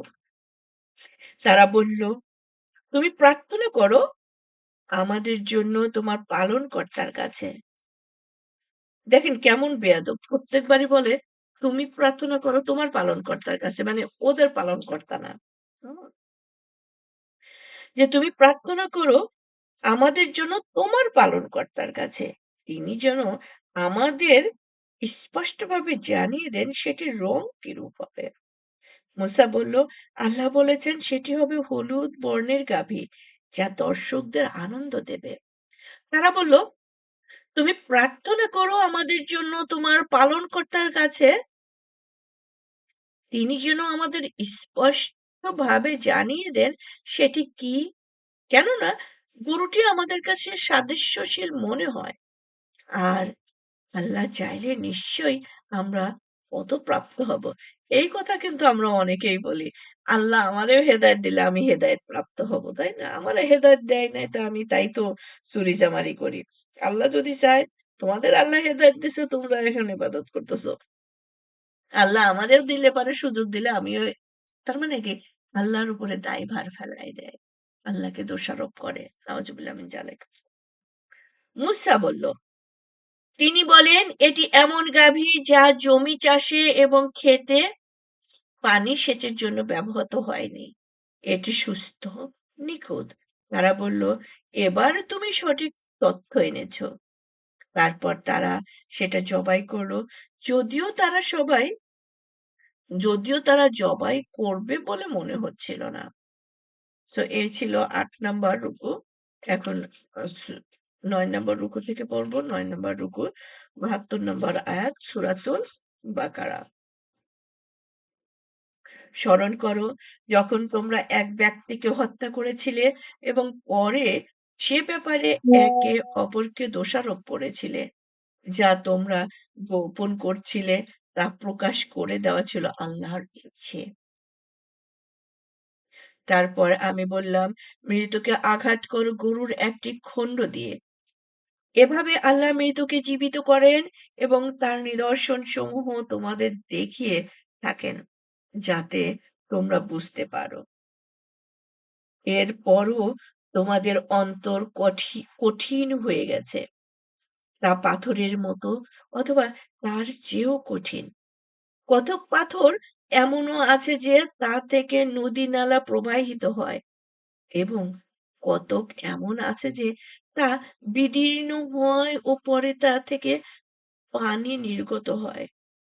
আবার কতক এরূপ আছে যা আল্লাহর ভয়ে খসে পড়ে। তোমরা যা করো সে সম্পর্কে আল্লাহ অনবহিত নন। তোমরা কি আশা করো যে তারা তোমাদের কথায় ঈমান আনবে? তাদের মধ্যে তো একদল ছিল যারা আল্লাহর বাণী শুনত, তারপর হৃদয়ঙ্গম করে তা বিকৃত করত। তারা সজ্ঞানী।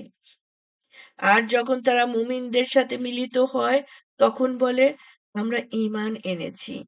আবার যখন তারা নিভৃতে পরস্পরের সাথে মিলিত হয় তখন বলে, আমরা তোমাদের কাছে যা প্রকাশ কি আল্লাহ তোমাদের কাছে যা প্রকাশ করেছেন তোমরা কি তা তাদের বলে দিচ্ছ? তাহলে এ নিয়ে তারা তোমাদের পালনকর্তার সামনে তোমাদের বিরুদ্ধে যুক্তি পেশ করবে। তোমরা কি বুঝো না?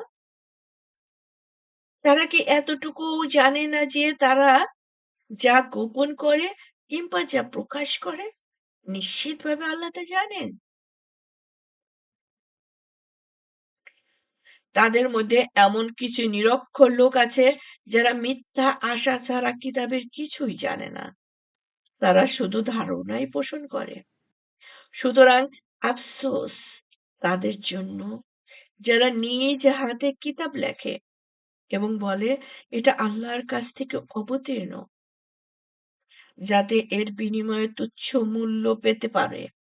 কাজেই তাদের প্রতি আক্ষেপ তাদের হাত যা রচনা করেছে তার জন্য, এবং তারা যা উপার্জন করেছে তার জন্য আক্ষেপ তাদের প্রতি। তারা বলে, কখনো আগুন আমাদের স্পর্শ করবে না, গণনা গণতিক কয়েকদিন ব্যতি রেখে। আপনি বলে দিন, তোমরা কি আল্লাহর কাছ থেকে কোনো অঙ্গীকার নিয়েছ? অতএব আল্লাহ তার অঙ্গীকার কখনো খেলাপ করবেন না। কিংবা তোমরা আল্লাহর সম্বন্ধে এমন কিছু বলছো যা তোমরা জানো না। সো ইহুদিদের বিশ্বাস আল্লাহ তাদেরকে জান্নাতে দিবেন, আর যদি তারা একটু পাপ করেও থাকে তারা দুই একটা চর থাপ্পড় দিয়ে ছেড়ে দেবেন। হুম, ২-৪ দিন কয়েকদিন জাহান্নামে থাকার পরে আবার মানে তারা সবাই জান্নাতি হয়ে যাবে। এখন আল্লাহ বলতেছে যে যদি এটাই তোমাদের ধারণা হয় তাহলে মরে দেখো, একবার মারা গিয়ে দেখো যে তোমাদের কি হচ্ছে। আর আল্লাহ কি তোমাদের সাথে কোনো অঙ্গীকার করেছে? যেমন ওই যে বদরের যুদ্ধে যারা শরিক হয়েছিলেন তাদের সাথে তাদেরকে আল্লাহ একটা প্রতিশ্রুতি দিয়েছে। তারপর দুনিয়ার বুকে থেকে যাদেরকে জান্নাতের সুসংবাদ দিয়েছেন। সো এগুলো আল্লাহর একেকটা প্রতিশ্রুতি ছিল তাদের জন্য। হ্যাঁ? আল্লাহ মুসলিমদেরকে বিজয় দান করবেন। হ্যাঁ? প্রতিশ্রুতি ছিল বদরের যুদ্ধে বিজিত হবে মুসলিমরা। সো এরকম কি তোমরা কোনো প্রতিশ্রুতি পেয়েছো? অথবা আশ্বাস পেয়েছো? এই যে মুত্তাকিদের সম্পর্কে আল্লাহ কত কথা বলতেছেন, আশ্বাস দিচ্ছেন, এগুলো প্রত্যেকটা আল্লাহর প্রতিশ্রুতি। যা কিছু আমরা কোরআনে পাচ্ছি সব আল্লাহর প্রতিশ্রুতি। তা এরকম কি কোথাও তোমরা একটা এভিডেন্স দেখাতে পারবা যেখানে তোমাদেরকে ২-১ টা চড় থাপ্পড় দিয়ে ২-৪ দিন জাহান্নামে রাখার পরে জান্নাতে পাবা? একটা লাইন, একটা এভিডেন্স দেখাও।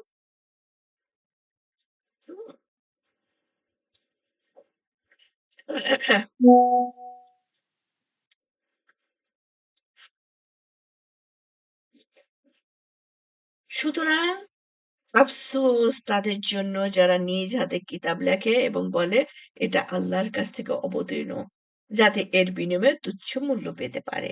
কাজেই তাদের প্রতি আক্ষেপ তাদের হাত যা রচনা করেছে এবং এম, তার জন্য এবং তারা যা উপার্জন করেছে তার জন্য আক্ষেপ তাদের প্রতি।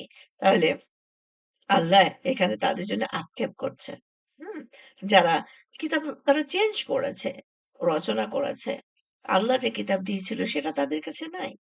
আচ্ছা, ৮০ নম্বর আয়াতে তারা বলে কখনো আগুন ওই যে যেটা বললাম, আগুন আমাদের স্পর্শ করবে না গতানুগতিক কয়েকদিন ব্যতি রেখে। আপনি বলে দিন, তোমরা কি আল্লাহর কাছ থেকে কোনো অঙ্গীকার নিয়েছো? অতএব আল্লাহ তার অঙ্গীকার কখনো খেলাপ করবেন না।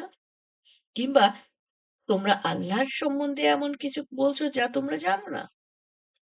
হ্যাঁ, যে ব্যক্তি পাপ উপার্জন করেছে এবং তার পাপ তাকে পরিবেষ্টিত করে নিয়েছে, এরূপ লোকেরাই দোজখের অধিবাসী। সেখানে তারা চিরকাল থাকবে। আল্লাহুম্মা আজিরনি মিনান নার, আল্লাহুম্মা আজিরনি মিনান নার, আল্লাহুম্মা আজিরনি মিনান নার। আল্লাহ, আপনি যাদেরকে ক্ষমা করে দিয়েছেন, যাদেরকে ক্ষমা করবেন, তাদের মধ্যে আমাদেরকে অন্তর্ভুক্ত করে দিন। ৮২ নম্বর আয়াত সূরা বাকারা। আর যারা ঈমান এনেছে এবং সৎ কাজ করেছে তারাই বেহেশতের অধিবাসী। সেখানে তারা চিরকাল থাকবে। ১০ নম্বর রুকু, ৮৩ নম্বর আয়াত।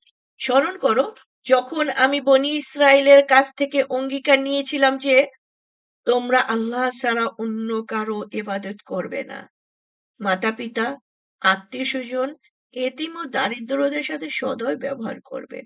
মানুষের সাথে সদালাপ করবে, সলাৎ কায়েম করবে এবং জাকাত দেবে। যখন অল্প কয়েকজন ছাড়া তোমরা আগ্রহকারী হয়ে মুখ ফিরিয়ে নিলে। আর যখন আমি তোমাদের কাছ থেকে অঙ্গীকার নিয়েছিলাম যে তোমরা পরস্পরের রক্তপাত করবে না এবং তোমাদের আপনজনদের দেশ থেকে বহিষ্কার করবে না, তখন তোমরা তা অস্বীকার করেছিলে এবং এ বিষয়ে তোমরা সাক্ষ্য দিচ্ছিলে। তারপর তোমরাই তারা যারা নিজেদের হত্যা করছো এবং তোমাদের এক দলকে তাদের দেশ থেকে বহিষ্কার করছো। পাপ ও অন্যায়ের মাধ্যমে তাদের বিরুদ্ধে আক্রমণ করছো। আর যদি তারা বন্দী হয়ে তোমাদের কাছে আসে, তাহলে মুক্তিপণ নিয়ে তাদের মুক্ত করছো, অথচ তাদের বহিষ্কার করাই তোমাদের জন্য অবৈধ ছিল। তবে কি তোমরাও কিতাবের কিছু অংশ বিশ্বাস করো এবং কিছু অংশকে প্রত্যাখ্যান করো?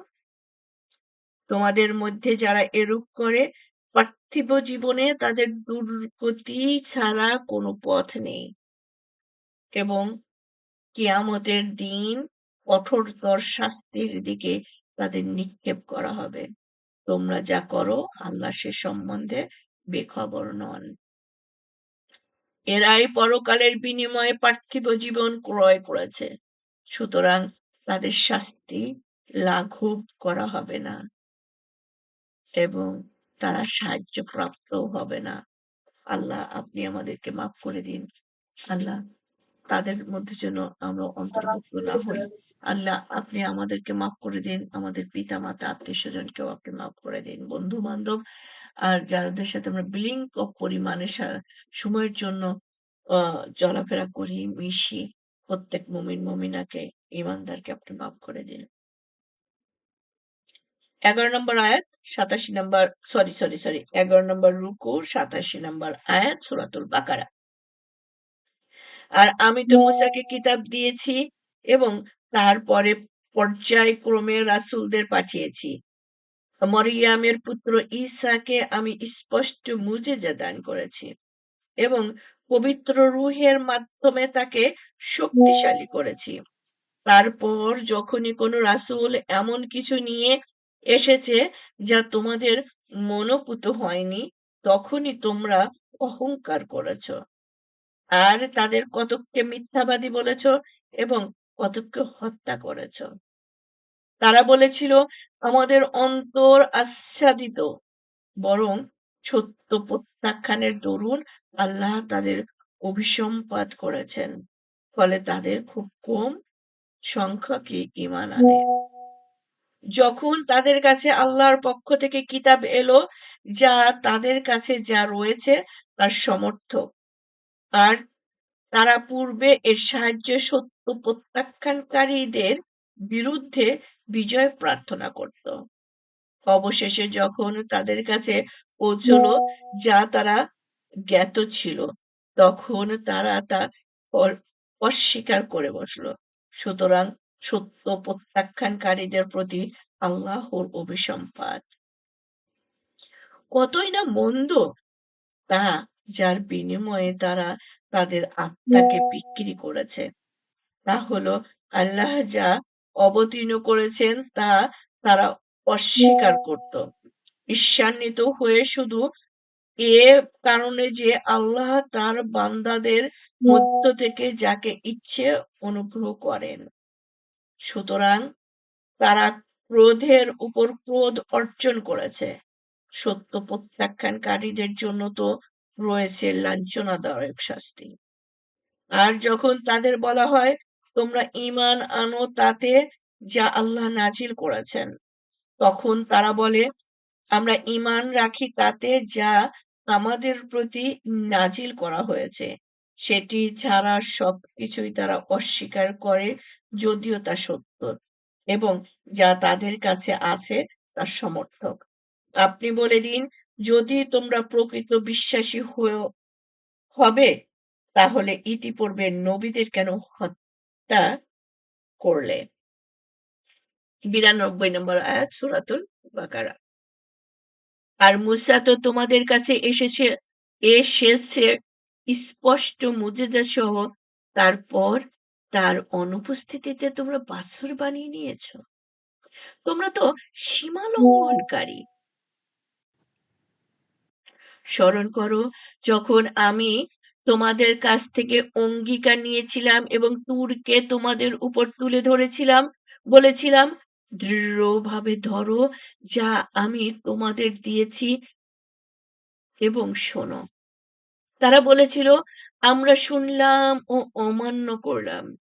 কুফরের কারণে তাদের হৃদয়ে বাসুর প্রীতি সিঞ্চিত হয়েছিল।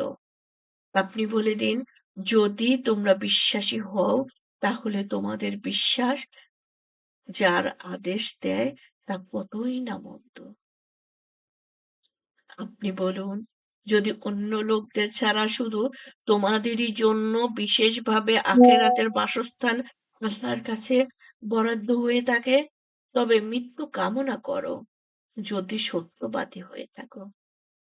কিন্তু তারা কখনো মৃত্যু কামনা করবে না, সে কারণে যা তাদের হাত পূর্বে পাঠিয়েছে, আর আল্লাহ জালিমদের সম্বন্ধে সম্যক অবহিত। এই যে আল্লাহ কিন্তু দেখেন বারে বারে বলছে যে তোমরা সব এত যুক্তি দিচ্ছ, যদি সবকিছু তোমাদেরই পেপারে থাকে তাহলে একবার মরো, মৃত্যু কামনা করো, সেই এটা তো তোমরা করো না। আবার আল্লাহ বলতেছে ওরা মারাও যাবে না, কারণ ওরা জানে ওরা রাইট না, ওরা জেনে শুনেই এই কাজ করে। এখনো কিন্তু সমাজে এরকম আছে, জেনে শুনেই কাজ করে। হুম, তারা রাইট না তারপরেও জানে, এবং তারপরে জেল হবে, জরিমানা হবে, রাষ্ট্রীয় শাস্তি হবে, তারপরে মানুষ খুন করে, রাহাজানি করে, ছিনতাই করে, জেনে শুনেই এই অন্যায় কাজগুলো, পাপের কাজগুলো। উম, মানে যারা ম্যাক্সিমাম বলতে আমি বোঝাচ্ছি, যারা অন্যায় করে থাকে তারা কিন্তু জানে অন্যায়ের শাস্তি আছে, তারপরেও তারা করে। তারা জানে জাহান্নাম তো আছেই, যে ওটা মারা যাবো, এর আগেও তো পড়ে আসলাম মৃত্যুর পরে কি হবে না হবে। আরে দুনিয়ার জীবনের যে তাদের জন্য শাস্তি আছে তাও তারা জানে, তারপরেও তারা সেটা করে। 96 নম্বর আয়াত সূরাতুল বাকারা। অবশ্যই আপনি সবার চেয়ে, এমনকি মুশরিকদের চেয়েও জীবনের প্রতি তাদের অধিক লোভী দেখতে পাবেন। তাদের প্রত্যেকে কামনা করে যেন 1000 বছর বাঁচতে পারে, কিন্তু এ ধরনের দীর্ঘায়ু শাস্তি থেকে তাদের রক্ষা করতে পারবে না। তারা যা করে আল্লাহ তা সম্যক দ্রষ্টা। তাহলে আবার এই যে তারা এরকম উদ্ধত কাজ করছে, মানে আয়ু চায়। আবার দেখেন তার একটা নমুনা, যারা বড় বড় অন্যায়ের সাথে আছে, রাষ্ট্র নিয়ে খেলছে, রাষ্ট্রের অধিপতি হচ্ছে, তারা আবার রাষ্ট্র থেকে মুভ করতে চায় না। হ্যাঁ, মানে ফরেভার হয়ে থাকতে চায়। আমার জীবন যতদিন, শ্বাস যতদিন, ততদিন পর্যন্ত আমি এই ক্ষমতায় থাকবো, এই পদে থাকবো, এখান থেকে একটু নড়বো না। হুম, সো এটাও ওই এটারই অন্তর্ভুক্ত, এটারই একটা পার্ট। 12 নম্বর রুকু, 97 নম্বর আয়াত, সূরাতুল বাকারা। আপনি বলে দিন যে কেউ জিব্রাইলের শত্রু, এ কারণে যে সে আল্লাহর নির্দেশে আপনার অন্তরে কোরআন নাজিল করেছে, যা তার পূর্ববর্তী কিতাবের সত্যায়নকারী এবং যা মুমিনের মুমিনদের জন্য পথপ্রদর্শক ও শুভ সংবাদ। যে কেউ আল্লাহ, তার ফেরেশতা, তার রাসূল এবং জিবরাইল ও মিকাইলের শত্রু, সে জেনে রাখুক নিশ্চয়ই আল্লাহ কাফেরদেরও শত্রু। আর আমি আপনার প্রতি স্পষ্ট নিদর্শন সমূহ নাজিল করেছি, কাফেররা ছাড়া কেউ তা প্রত্যাখ্যান করে না। কি আশ্চর্য! যখনই তারা কোনো অঙ্গীকারে আবদ্ধ হয়, তখনই তাদের কোনো একদল তা ভঙ্গ করে এবং তাদের অধিকাংশই বিশ্বাস করে না। আর যখন আল্লাহর পক্ষ থেকে তাদের কাছে একজন রাসূল এলো, যে তাদের কাছে যা আছে তার সমর্থক, তখন যাদের কিতাব দেওয়া হয়েছিল তাদের একদল আল্লাহর কিতাবকে পশ্চাতে নিক্ষেপ করলো, যেন তারা জানেই না। তারা তা অনুসরণ করলো যা শয়তানরা আবৃত্তি করত সুলাইমানের রাজত্বকালে। সুলাইমান কুফরি করেনি, বরং শয়তানরাই কুফরি করেছিল। তারা মানুষকে জাদু এবং বাবেল শহরে হারুত ও মারুত ফেরেশতাদ্বয়ের উপর যা অবতীর্ণ হয়েছিল তা শেখাতো।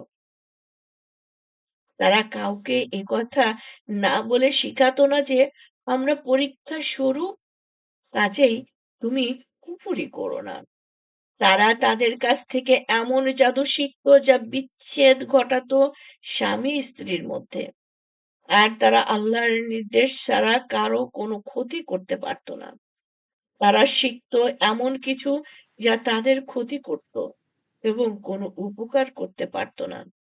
আর তারা নিশ্চিতভাবে জানতো যে যে কেউ জাদু অবলম্বন করে পরকালে তার কোনো অংশ নেই। কতই না নিকৃষ্ট তা, যার বিনিময়ে তারা নিজেদের আত্মাকে বিক্রি করছে। যদি তারা জানতো, যদি তারা ঈমান আনতো ও মুত্তাকি হতো, তবে তারা আল্লাহর কাছ থেকে অধিক কল্যাণকর প্রতিদান পেত, যদি তারা জানতো। এই ছিল 12 নম্বর রুকু। 103 নম্বর আয়াত শেষ হলো। এখন আমরা 13 নম্বর রুকু শুরু করব ইনশাআল্লাহ। 104 নম্বর আয়াত, সূরাতুল বাকারা। ওহে তোমরা যারা ঈমান এনেছো, তোমরা রায় না বলো না, বরং উনজুর না বলো এবং শুনতে থাকো। আর কাফেরদের জন্য রয়েছে মর্মান্তিক শাস্তি। আল্লাহ মাজিনি মিনাল আল্লাহ, আপনি আমাদেরকে মুমিন ঈমানদারদের অন্তর্ভুক্ত করে নিন। কিতাবীদের মধ্যে যারা কাফের তারা এবং মুশরিকরা চায় না যে তোমাদের প্রতি তোমাদের প্রতিপালকের কাছ থেকে কোনো কল্যাণ অবতীর্ণ হোক, অথচ আল্লাহ যাকে ইচ্ছা বিশেষভাবে নিজ অনুগ্রহের জন্য মনোনীত করেন এবং আল্লাহ মহা অনুগ্রহশীল। আমি কোনো আয়াত রহিত করলে কিংবা ভুলিয়ে দিলে তার চেয়ে উত্তম অথবা তার সমতুল্য কোনো আয়াত আনয়ন করি। তুমি কি জানো না যে আল্লাহ সর্ববিষয়ে সর্বশক্তিমান? তুমি কি জানো না যে একমাত্র আল্লাহর জন্যই আসমান ও জমিনের আধিপত্য, আর আল্লাহ ব্যতিরেকে তোমাদের নেই কোনো বন্ধু এবং নেই কোনো সাহায্যকারী। সো আল্লাহ, আপনি আমাদের জন্য বন্ধু হয়ে যান, আপনি আমাদের সাহায্যকারী হয়ে যান। আমরা যেন আপনার হুকুম অনুযায়ী প্রতিটা সেকেন্ড, প্রতিটা বিলিং চলতে পারি। যারা চলেছেন তাদের মধ্যে আমাদেরকে অন্তর্ভুক্ত করে নিন। ১০৮ নম্বর আয়াত সূরা বাকারা। তোমরা কি তোমাদের রাসূলকে সেরূপ প্রশ্ন করতে চাও, যেরূপ প্রশ্ন করা হয়েছিল মূসাকে ইতিপূর্বে? যে কেউ ঈমানের পরিবর্তে কুফরি গ্রহণ করে সে নিশ্চিতভাবে সরল পথ হারায়। কিতাবীদের কাছে সত্য প্রকাশিত হওয়ার পরও তাদের অনেকে ঈর্ষাবশত তোমাদের ঈমান আনার পর আবার তোমাদের কাফের রূপে ফিরে পাওয়ার আকাঙ্ক্ষা করে। যতক্ষণ না আল্লাহ কোনো নির্দেশ আসে ততক্ষণ পর্যন্ত তোমরা ক্ষমা করো ও উপেক্ষা করো। নিশ্চয়ই আল্লাহ সর্ববিষয়ে সর্বশক্তিমান। তোমরা সালাত কায়েম করো ও যাকাত দাও। তোমরা নিজেদের জন্য উত্তম কাজের যা কিছু পূর্বে প্রেরণ করবে তা আল্লাহর কাছে পাবে। তোমরা যা করো নিশ্চয়ই আল্লাহ তার সম্যক দ্রষ্টা। দেখেন এই ১১০ নম্বর আয়াত, এরকম অনেক আয়াত আমরা পাবো যে আল্লাহর রাস্তায় ব্যয় করা, সলাত আদায় করা, যাকাত দেওয়া এবং আমাদের যে রিজিক দিয়েছে তা থেকে ব্যয় করা এবং সমস্ত ভালো কাজ, এগুলো দিয়ে কি হচ্ছে? আমরা এই দুনিয়ার বুকে যে যাকাত দিচ্ছি, দান করছি, সদাকা করছি, ভালো কাজ করছি, সবগুলোই একটা ব্যাংক অ্যাকাউন্টে জমা হচ্ছে। সেটা আল্লাহর অ্যাকাউন্টে জমা হচ্ছে। যেটায় আমরা ওই অ্যাকাউন্টে আল্লাহ শুধু আমাদের ক্যাপিটাল বা মূলধন রিটার্ন করবেন না। সেটা আল্লাহ ৭ থেকে ৭০০ গুণ বাড়িয়ে প্রতিদিন সেটা মাল্টিপ্লাই আকারে বাড়তে থাকবে। কিয়ামতের দিন সেটা অঢেল সম্পদে পরিণত হয়ে যাবে। তাহলে এটাই হচ্ছে বুদ্ধিমানের কাজ। এর আগেও আমরা পড়লাম, আল্লাহ বলতেছেন তারাই তো বুদ্ধিমান যারা এই কাজগুলো করে।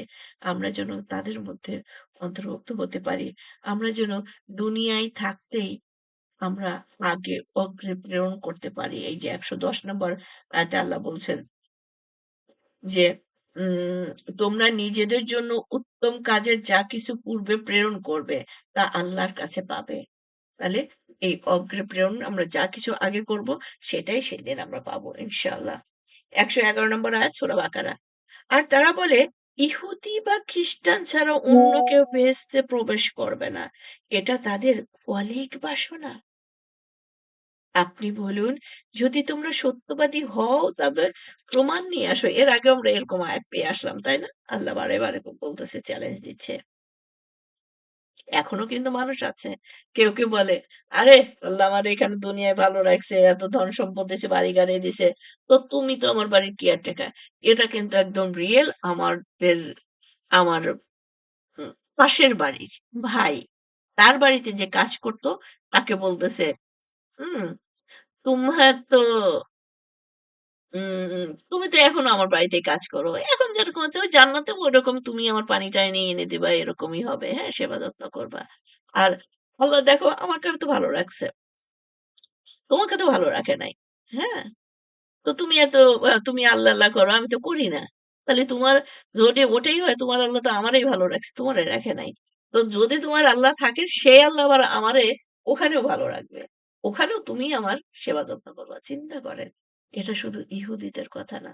হ্যাঁ? এটা আমাদের সমাজের মধ্যেও আছে। হুম? আমাদের সমাজের মধ্যেও আছে। আমাকে জিজ্ঞাসা করে, "এই বলতো যে দেশে ৬ মাস দিন, ৬ মাস রাত, সেখানে তোরা কিভাবে রোজা করবি?" বাট তারা কিন্তু মুসলিম। তারা মুসলিম। আল্লাহ মাফ করে দিন। আ আল্লাহ সবাইকে জান্নাতুল ফেরদৌস দান করেন, সবাইকে হেদায়েত দান করেন। উম ১১২ নম্বর আয়াত।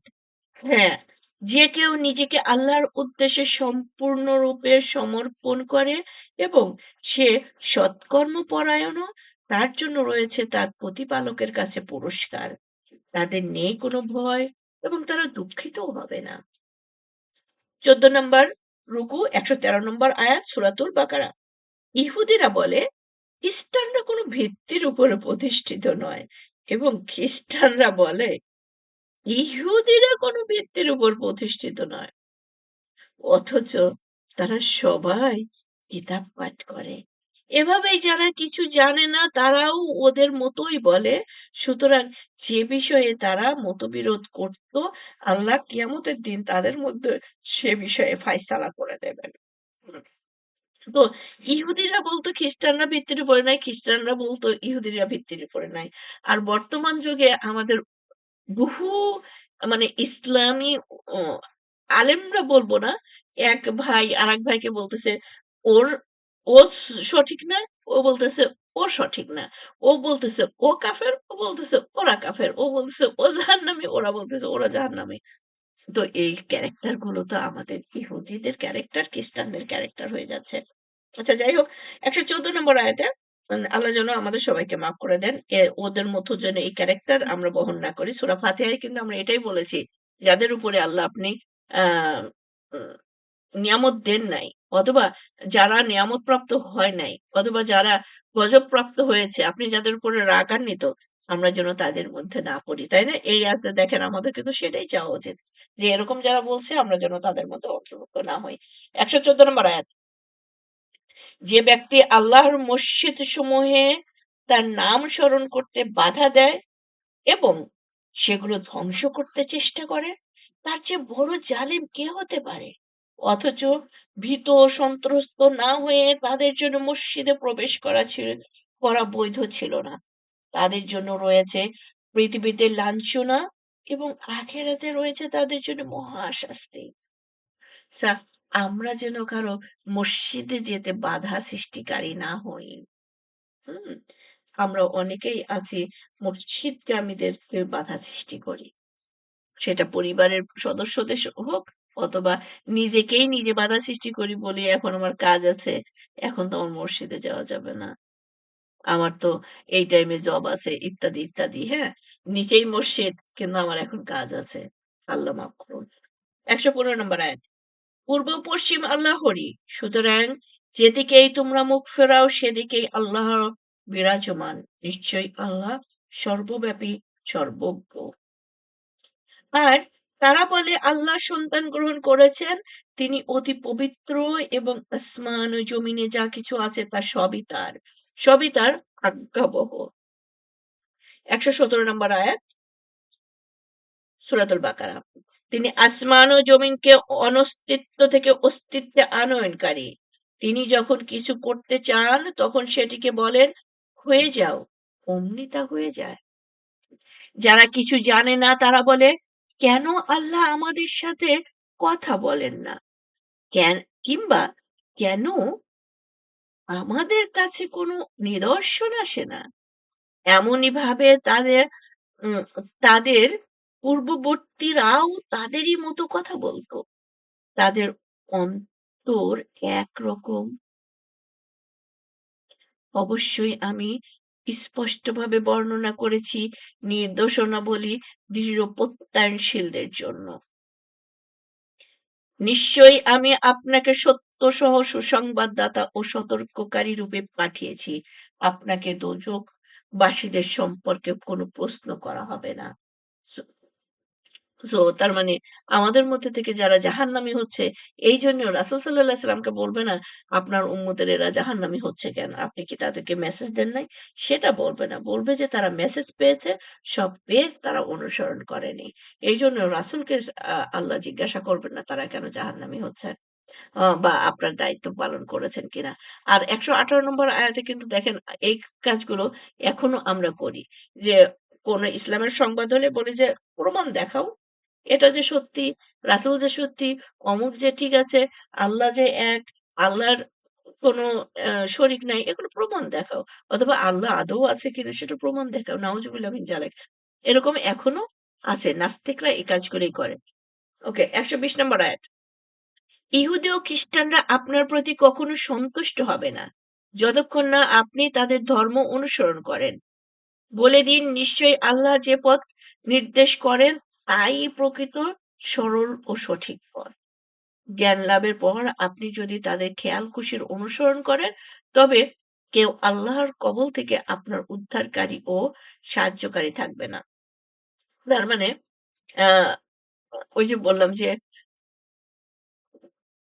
আমরা যত যুক্তি প্রমাণ কিতাব নিয়ে এসে নাস্তিকদের দেখাই, তাদের একটাই ইন্টেনশন থাকে, সবকিছু একবারে করে, যতক্ষণ আমি নাস্তিক না থাকবো হব, ততক্ষণ পর্যন্ত তারা আমার পিছে লেগেই থাকবে সেই তাদের যুক্তি প্রেজেন্ট করার জন্য।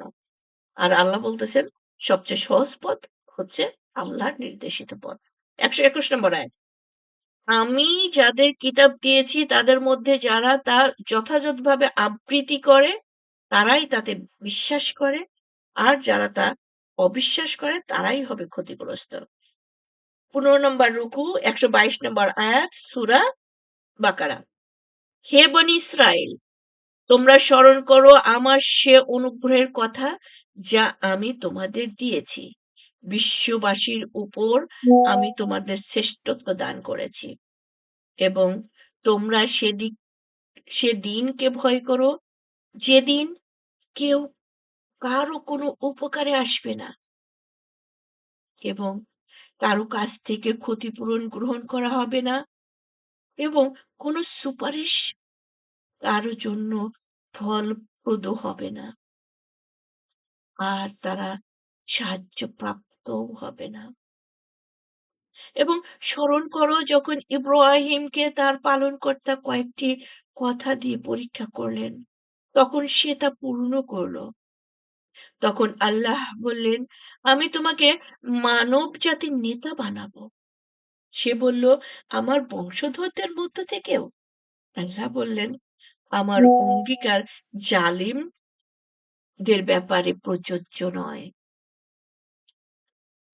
এবং স্মরণ করো যখন আমি কাবা ঘরকে মানব জাতির জন্য মিলন কেন্দ্র ও নিরাপত্তার স্থান করেছিলাম এবং বলেছিলাম, তোমরা ইব্রাহিমের দাঁড়ানোর জায়গাকে সলাতের জায়গা রূপে গ্রহণ করো।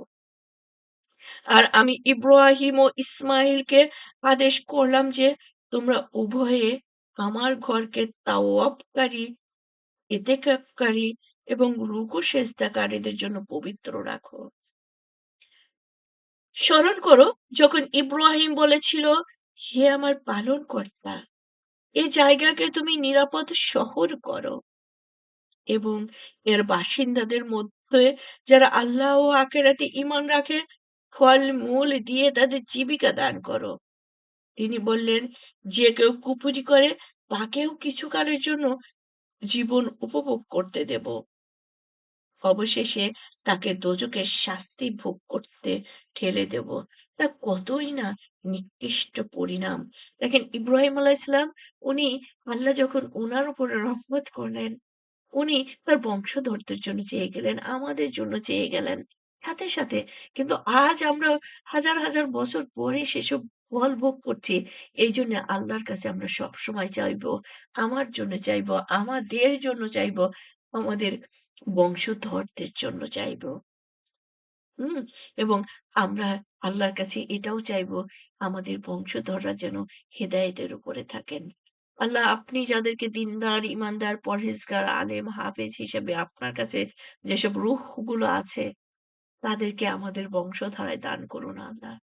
তারা যেন আপনার জিকির করতে পারে, আপনাকে স্মরণ করতে পারে, আপনার হুকুম ফলো করে চলতে পারে। আমাদের উম যারা বংশধর, আমাদের যারা সন্তানাদি, তাদেরকে আল্লাহ কবুল করে নিন। 27 নম্বর আয়াত, 127। স্মরণ করো যখন ইব্রাহিম ও ইসমাইল কাবা ঘরের ভিত নির্মাণ করছিল, তখন তারা দোয়া করছিল, হে আমাদের পালনকর্তা, আমাদের প্রয়াস কবুল করো। নিশ্চয় তুমি সর্বশ্রোতা, সর্বজ্ঞাতা। তার মানে সব ভালো কাজ করার সাথে সাথে আল্লাহর কাছ থেকে চেয়ে নিতে হবে। চেয়ে নিবেন, এই যে কোনো ভালো কাজ করার সাথে সাথে আল্লাহ তখন দোয়া কবুল হয়। হে আমাদের পালনকর্তা, আমাদের উভয়কে বানাও তোমার প্রতি পরিপূর্ণ আত্মসমর্পণকারী, এবং আমাদের বংশধর থেকেও তোমার প্রতি আত্মসমর্পণকারী এক উম্মত বানাও। এবং দেখিয়ে দাও আমাদের হজের নিয়ম পদ্ধতি এবং আমাদের প্রতি ক্ষমাশীল হও। নিশ্চয়ই তুমি পরম ক্ষমাশীল, পরম দয়ালু। হে আমাদের পালনকর্তা, তাদের মধ্যে থেকে তাদের কাছে একজন রাসূল প্রেরণ করো, যে তোমার আয়াতসমূহ তাদের কাছে আবৃত্তি করবে, তাদের কিতাব ও হিকমত শিক্ষা দেবে এবং তাদের পবিত্র করবে। নিশ্চয়ই তুমি পরাক্রমশালী, প্রজ্ঞাময়। আমরা আল্লাহর কাছে চাই, আল্লাহ আপনি আমাদের বংশধারায় সেই আপনার প্রিয় বান্দাদেরকে প্রেরণ করুন, যারা আপনার দ্বীনের কাজ করবে, যারা আপনার নাসরুল্লাহ হিসাবে চলবে, যারা অন্যকে আপনার কোরআনের মেসেজ পৌঁছায় দেবে, দ্বীনের মেসেজ পৌঁছায় দিবে, হেদায়ের দিকে আহ্বান করবে। তাদেরকে আমাদের বংশধারায় দান করুন। আজকে সর্বশেষ রুকু, ১৬ নম্বর রুকু, ১৩০ মানে সূরাতুল বাকারা, ১৩০ নম্বর আয়াত। ইব্রাহিমের ধর্মাদর্শ থেকে কে বিমুখ হবে? সে ছাড়া যে নিজেকে নির্বোধ প্রতিপন্ন করেছে, আমি তো তাকে পৃথিবীতে মনোনীত করেছি এবং আখেরাতেও সে সৎকর্ম পরায়ণদের অন্তর্ভুক্ত। যখন তার পালনকর্তা তাকে বললেন, আত্মসমর্পণ করো, তখন সে বলল, আমি আত্মসমর্পণ করলাম বিশ্ব প্রতিপালকের কাছে। আর এরই ওসিয়ত করেছে ইব্রাহিম তার সন্তানদের এবং ইয়াকুবও। হে পুত্রগণ, নিশ্চয়ই আল্লাহ তোমাদের জন্য এ দিনকে মনোনীত করেছেন। সুতরাং তোমরা মুসলমান না হয়ে কখনো মৃত্যুবরণ করো না। যখন ইয়াকুবের মৃত্যু উপস্থিত হলো, তোমরা কি তখন সেখানে ছিলে? সে যখন পুত্রদের জিজ্ঞেস করলো, আমার পরে তোমরা কার ইবাদত করবে? তখন তারা বলল, আমরা ইবাদত করব আপনার ইলাহ এর এবং আপনার পিতৃপুরুষ ইব্রাহিম, ইসমাইল ও ইসহাকের ইলাহ এবং এর ইবাদত করব। তিনি তো একমাত্র ইলাহ, আমরা সবাই তার কাছে আত্মসমর্পণকারী। তারা ছিল এক উম্মত, যারা অতীত হয়ে গেছে। তারা যা করেছে তা তাদের, আর তোমরা যা করো তা তোমাদের। তারা যা করত সে ব্যাপারে তোমাদের কোনো প্রশ্ন করা হবে না। তারা বলল, তোমরা ইহুদি কিংবা খ্রিস্টান হয়ে যাও, সঠিক পথ পাবে। আপনি বলুন, সুতরাং আমরা একনিষ্ঠভাবে ইব্রাহিমের ধর্মাদর্শ অনুসরণ করব। আর সে তো মুশরিকদের অন্তর্ভুক্ত ছিল না। ১৩৬ নম্বর আয়াত, সূরাতুল বাকারা। তোমরা বলো, আমরা ঈমান এনেছি আল্লাহর উপর এবং যা অবতীর্ণ হয়েছে আমাদের প্রতি, এবং যা অবতীর্ণ হয়েছে ইব্রাহিম, ইসমাইল, ইসহাক, ইয়াকুব এবং তার বংশধরদের প্রতি, এবং যা দেওয়া হয়েছে মূসা ও ঈসাকে, এবং যা দেওয়া হয়েছে অন্যান্য নবীদের তাদের প্রতিপালকের কাছ থেকে। আমরা তাদের মধ্যে কোনো পার্থক্য করি না, আর আমরা তারই কাছে আত্মসমর্পণকারী। আমরা সূরা ফাতিহায় কিন্তু এই নির্দেশই আম মানে হয়েছিল, আল্লাহর কাছে চেয়ে আসছিলাম যে আমরা আমাদেরকে পথ দেখান, তাই না? সুবহানাল্লাহ। ১৩৭ নম্বর আয়াত। অতএব তারা যদি ঈমান আনে তোমাদের ঈমান আনার মতো, তাহলে নিশ্চয়ই তারা সৎ পথ পাবে। কিন্তু যদি তারা মুখ ফিরিয়ে নেয়, তবে অবশ্যই তারা রয়েছে হঠকারিতায়। কাজেই এখন তাদের ব্যাপারে আপনার জন্য আল্লাহই যথেষ্ট। তিনি সর্বশ্রোতা, সর্বজ্ঞ। আমরা গ্রহণ করলাম আল্লাহর রং। আল্লাহর রঙের চেয়ে উত্তম রং আর কার হতে পারে? আর আমরা তারই ইবাদত করি। আল্লাহ, আমরা যেন আপনার সমস্ত উম আপ উম আপনি যেভাবে চলতে বলেছেন, আপনার সমস্ত গুণগুলো যেন আমাদের মধ্যে আমরা সেভাবে নিজেকে চালাতে পারি। আপনার রঙে যেন আমরা রঙিন হতে পারি। আল্লাহ, আপনি আমাদেরকে এই তৌফিক দান করুন। আপনি বলুন, তোমরা কি আমাদের সঙ্গে আল্লাহ সম্বন্ধে বিতর্কে লিপ্ত হতে চাও? অথচ তিনি আমাদের পালনকর্তা এবং তোমাদেরও পালনকর্তা। আর আমাদের জন্য আমাদের কর্ম এবং তোমাদের জন্য তোমাদের কর্ম। আমরা তার জন্য নিবেদিত। তোমরা কি বলো যে ইব্রাহিম, ইসমাইল, ইসহাক, ইয়াকুব ও তার বংশধররা ইহুদি কিংবা খ্রিস্টান ছিল? আপনি বলুন, তোমরা বেশি জানো না আল্লাহ? তার চেয়ে অধিক জালিম কে হতে পারে, যে গোপন করে তার কাছে আল্লাহর পক্ষ থেকে যে প্রমাণ আছে তা? তোমরা যা করো সে সম্বন্ধে আল্লাহ বেখবর নন। তারা ছিল এক উম্মত, অতীত হয়ে গেছে। তারা যা করেছে তা তাদের জন্য, এবং তোমরা যা করছো তা তোমাদের জন্য। তারা যা করছে তা সে সম্বন্ধে তোমাদের কোনো প্রশ্ন করা হবে না। সো আল্লাহুম্মা আমিন। এই ছিল প্রথম পারা শেষ হলো। সো আল্লাহ, আজকে যা কিছু পড়লাম, যা কিছু এখান থেকে আমাদের ব্রেন নিল, তা যেন আমরা সেভাবে ফলো করতে পারি। আপনি আমাদেরকে এক উম্মাহ হিসাবে কবুল করে নিন। আমরা আপনার নির্দেশিত পথে যেন চলতে পারি। আমরা যেন মুত্তাকি হয়ে চলতে পারি।